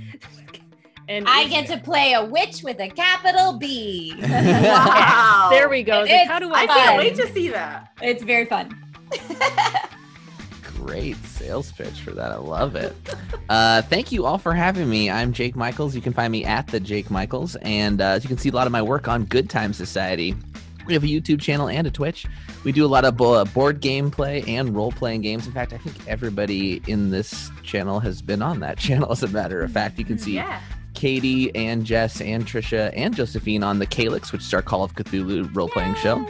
Tons of VODs for that available. We'll also be doing another season of that coming up as well. I also do 2 awesome podcasts. We do To Boldly Watch, which is our Star Trek The Next Generation Rerush podcast with Becca Scott and Xander Genre. Oh, I didn't know that. Yeah. Oh my god, Alex is gonna lose her mind when I tell her that. She's We're such deep a in- huge fan. Oh, please come join us. We are having a blast. We're deep into season 3. We're just about to hit where the Borg are coming back. It's been so much fun. I also do another really awesome podcast called Woodland War Machine, where we talk about the board game Root, which is an asymmetrical, adorable game of woodland warfare. So Woodfare. please do check that out. Woodfare, yeah. So at Good Time Society everywhere and at the Jake Michaels. And thank you all so much for having me. Thank you guys for coming on our Thank you for show. coming. Thank you. I'm Katie. You can find me at the Katie Michaels. I'm Morgan Peter Brown. You can find me Yeah. at Morgan Mhm. Peter Brown. Mhm. Morgan Pete Brown on Yeah. Twitter. I paint minis on Ron's channel. I should have said I as was Ron. Ron. Missed I know. opportunity. Dang it. Thank you everyone for again coming for last minute programming. We had so much fun. We love it. We love a fiasco game. And Yeah, it was a Jared, blast. feel better. Yeah. Yes, Jared, feel Jared. better. Yeah. So this ending goes out to Jared. So as we always say, humankind. People!